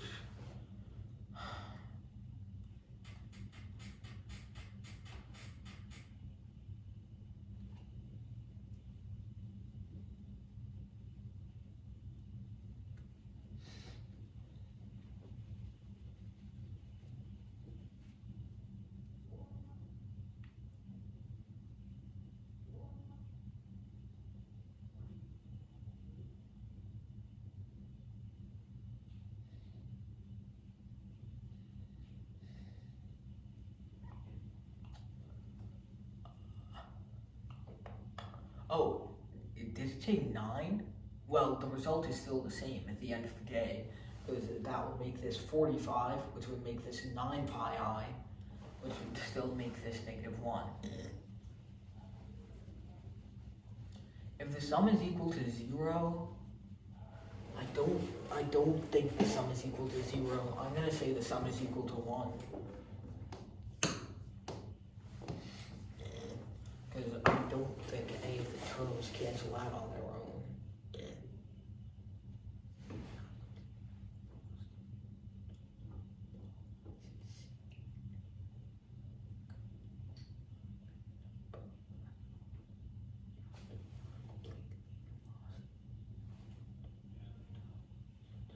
Wait, no, wait.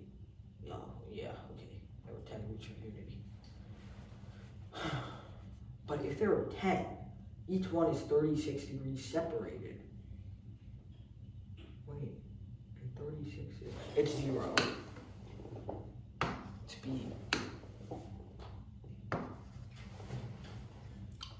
For each of the following metrics D, consider for which of the metrics is RD not complete.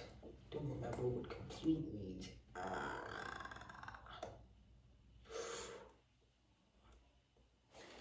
I'll move on. What?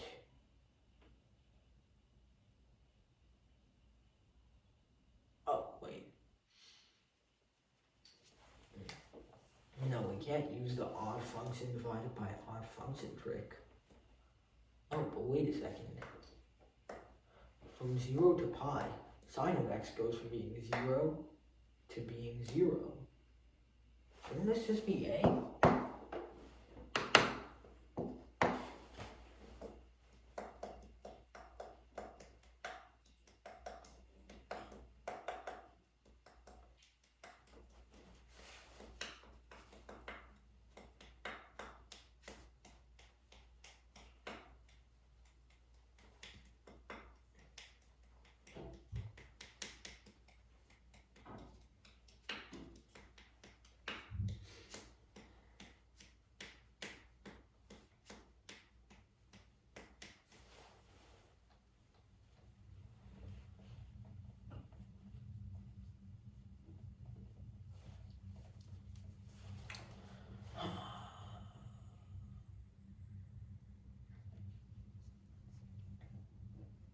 Function f over g can be extended to a continuous function in a neighborhood of 0. F over g can be extended to a differentiable function, or f squared minus f over, okay.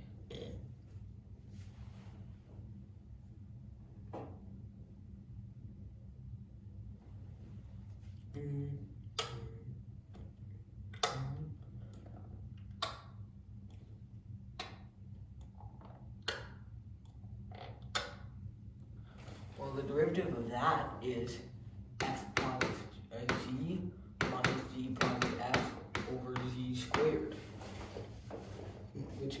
seems like 3 is possible. So then I'm going to test if 2 is possible, because this automatically implies that 1 is possible, of course. Function f squared minus f over 2g.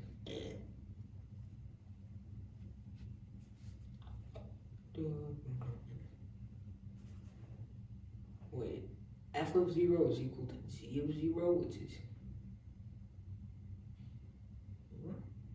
I don't know about that, man. I don't know about that.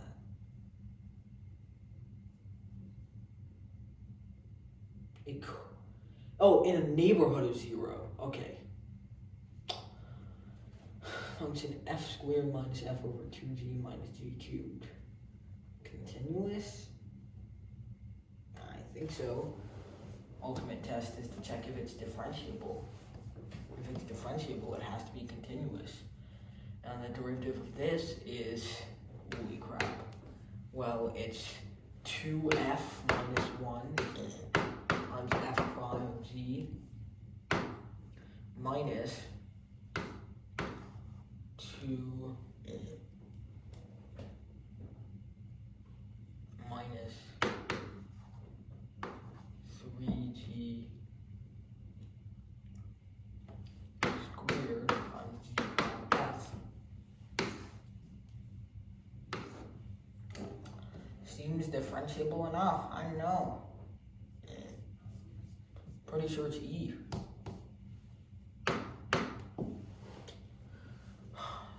Okay. Coronary artery disease.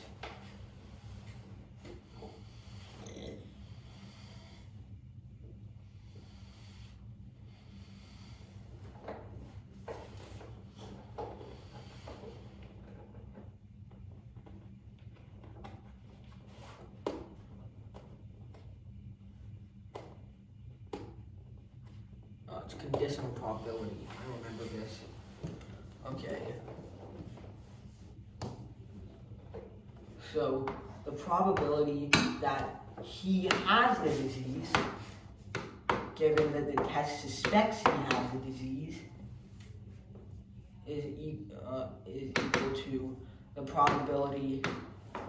Let me think. That the test suspects he has the disease, given he actually does have the disease, times the probability he has the disease over the probability that he suspects he has a disease. The test suspects he has a disease.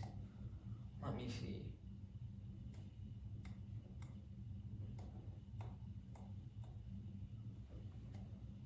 Yeah, pretty sure. So that's equal to what? Well, this is 0.24, which is given. A probability that he has the disease is 0.05, which is given. And then the probability that the test will even suspect that he has the disease is 0.24 times 0.05 for the population who does have it, and then plus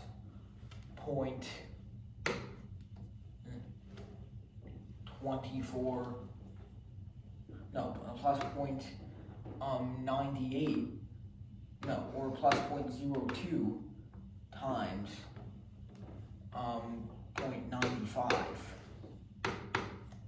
So in the first place, what do we have?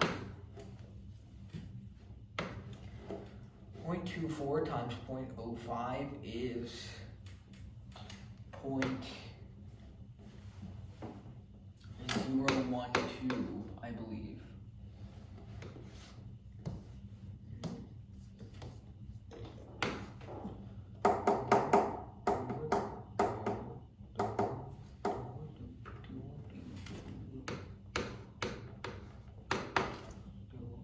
Well, that is a pretty big number. It's somewhere around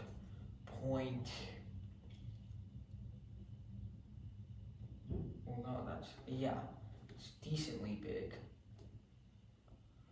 0.0, no, but that still puts it above 50% by a wide margin. It's like 75% or something.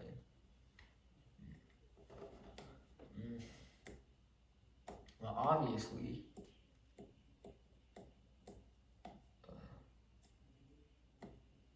Okay. I think I misremembered the formula. Let's see.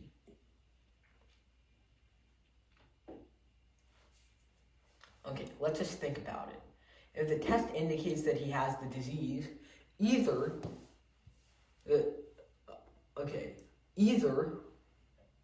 he is, let's see.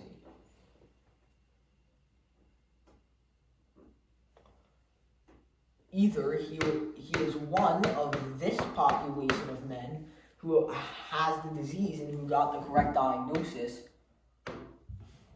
or he is part of this population of men who does not have the disease but got the incorrect diagnosis. And then the chances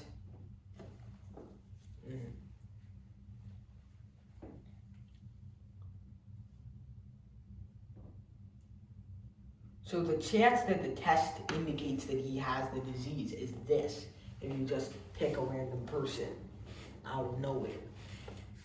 And the chance that he does have the disease is, of course, 0.05. Oh, now I see where it comes from.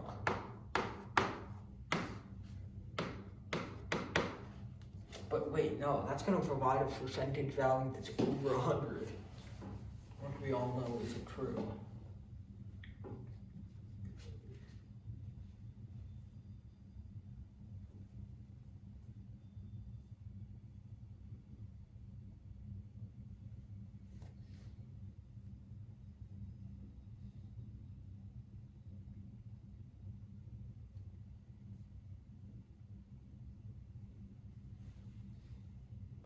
So a false positive and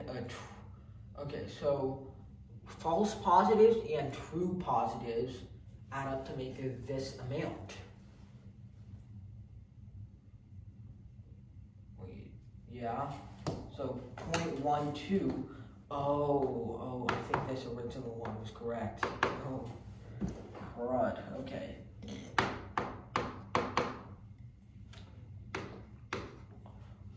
0.031.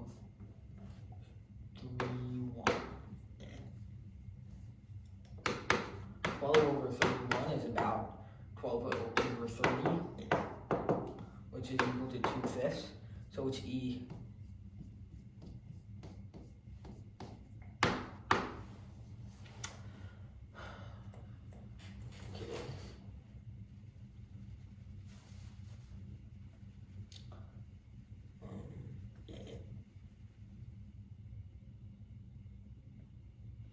Closure of n in x is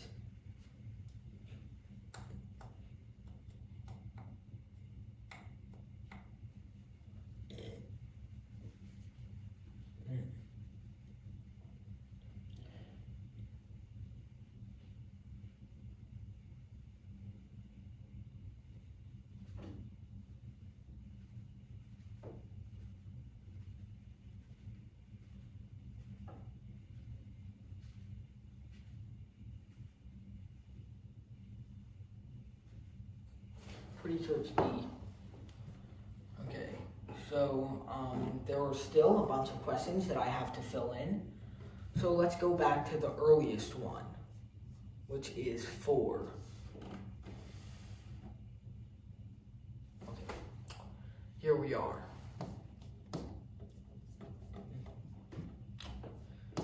Then dy dx is equal to what? Might as well do this the normal way.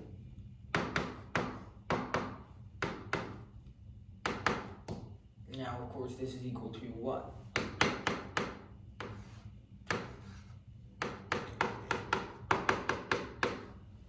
By the chain rule. And what is this? Well, this is -1 over 4y cubed. Okay, absurdly easy.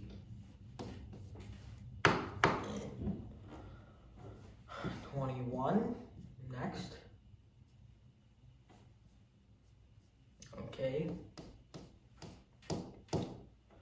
Well, that means that 5x plus 2y and 14y plus 16y is congruent to 7 mod 13. Oh, but this is just congruent to 3, so it should be C.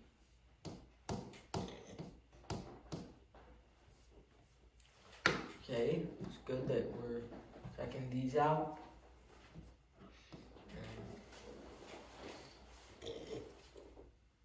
A, B, and C are real constants. What is the set of all A, B, and C in R3 for which the system is consistent?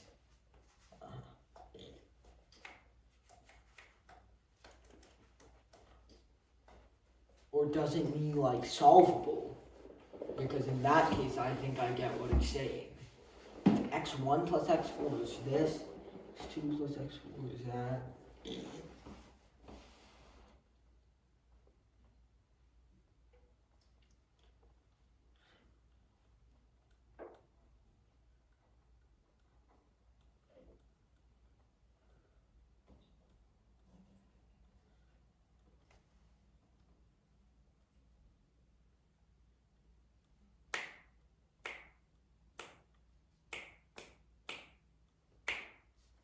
Pretty sure it's E. I mean, it seems solvable everywhere.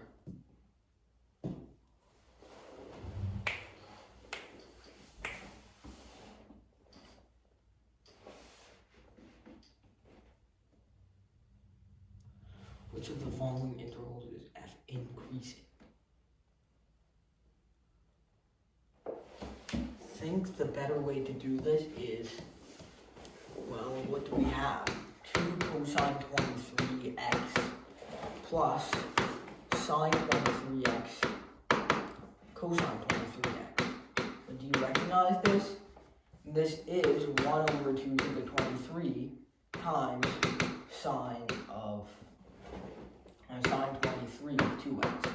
Yes, this is too small to make any significant difference, which means that all we care about is 2 cosine 23x, and when that is positive, and this is positive if x is between what?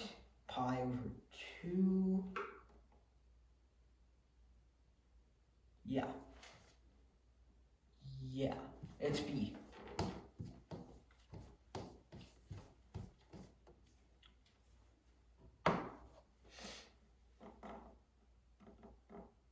$35.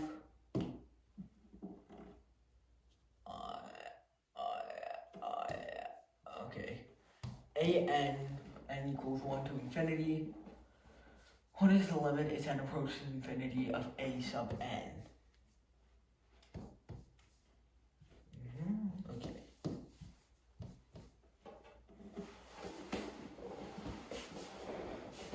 Well, think about how this progresses.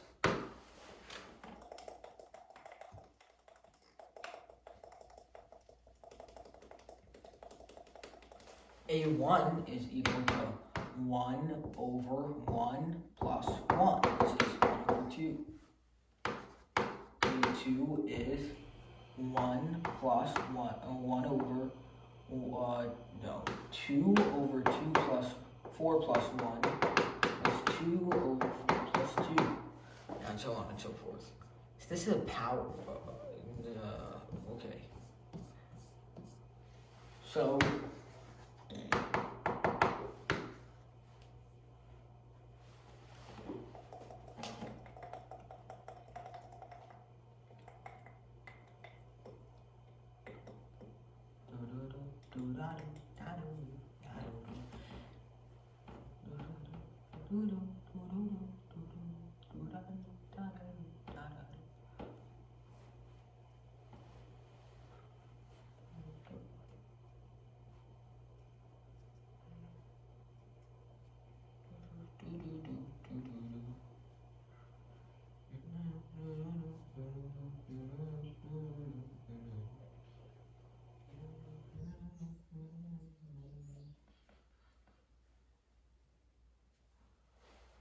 well,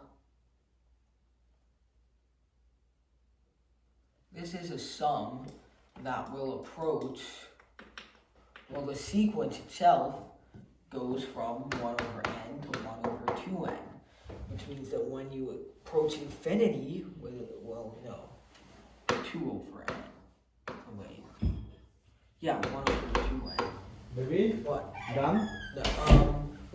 I'm doing a few questions that I skipped. Can you skip them, baby? What?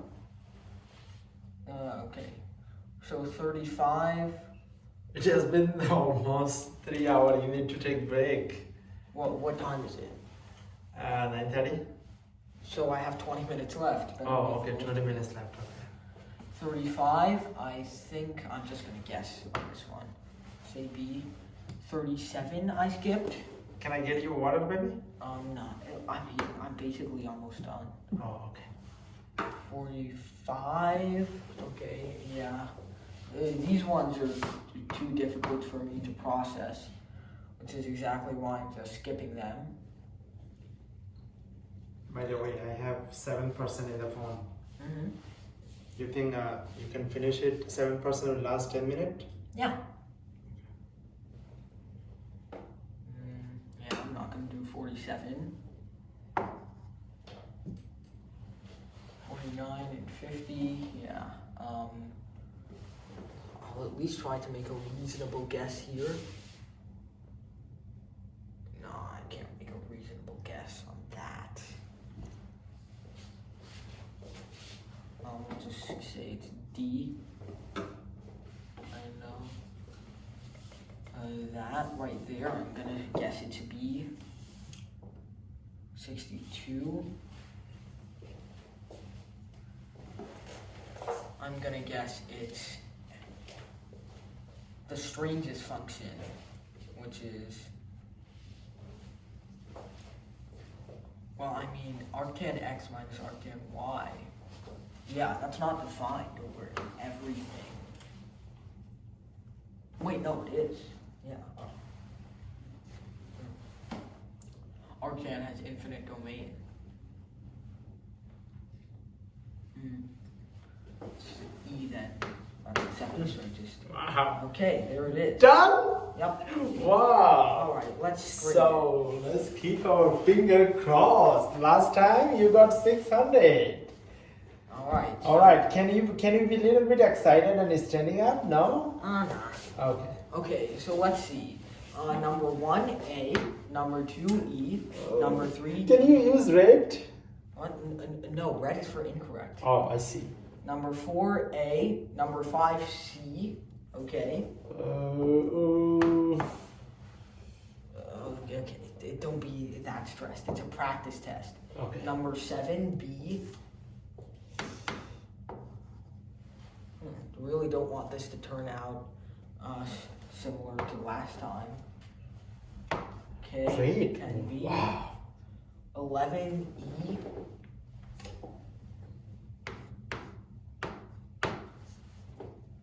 12C, 13C, 14C.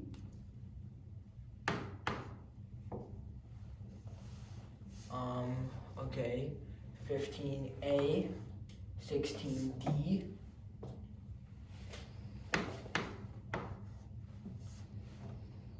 17B, 18B, 19C. Much better than last time. I already see that. 21C, 22D, 23E, What? 24B, No way. 25D. Okay, that was a phenomenal streak. Yeah, that was very good. Oh, that was wrong? 25. Yeah.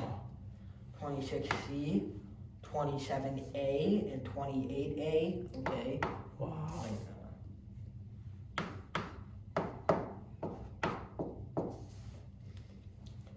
29B, 30C, 31B, 32A, 33A, 34A, 35. What? No way. Can you not make those sounds? Okay, alright. I'll try not to. 36A, 37C, What? 38D, 39E, No. 40E, 41C, Okay. 42A, 43E, 44A, 45E, 46E, 47C, You kidding me? Oh no, okay. 48B, 49E. Okay, that's our first streak of 3 wrong. 50, make that 4 wrong in a row. 51. You said it's extremely difficult last 10 problem. Yeah, it gets difficult quickly. 52E, 53D, 54E, Wow. 55B. Oh yeah, you can see the percentages dropping. Oh. Like 30% of people are getting these questions correct, while almost 80 or 70 or 80 get these correct. Wow. 55B, 56E, 57B, 58A. Oh, only 20% of people got that. And you got that one. Wow. No, I didn't. I got it wrong.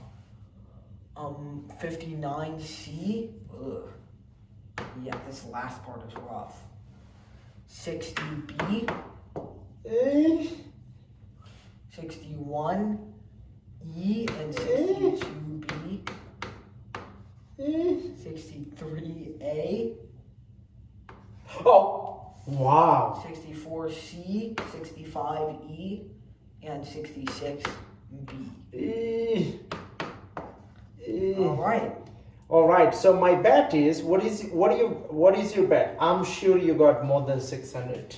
Yeah, hopefully this is like 750 or so. Okay. So let's see. I got 1, 2, 3, 4, 5, 6, 7, 8, 9, 10, 11, 12, 13, 14, 15, 16, 17, 18, 19, 20, 21, 22, 23, 24, 25 incorrect this time, which means my score went from a 34 out of 66 all the way up to 41 out What the- of 66 after So you need a calculator? little bit of practice. No, that's not how we do things. Okay. And it looks like that converts to a 680. Wow. So wow, from 600 to 680. Yep. Wow. Wow. And 680 out of what? Can you write it down? Well, 900? 970. 920 you said last time. I guess they're on different scales. Oh. Who knows? Oh yeah, this one is on a totally different scale. Before the minimum was 280, now it's 200. Okay. All right, baby. Oh, okay. All right. It was a raw improvement, so Very much improvement.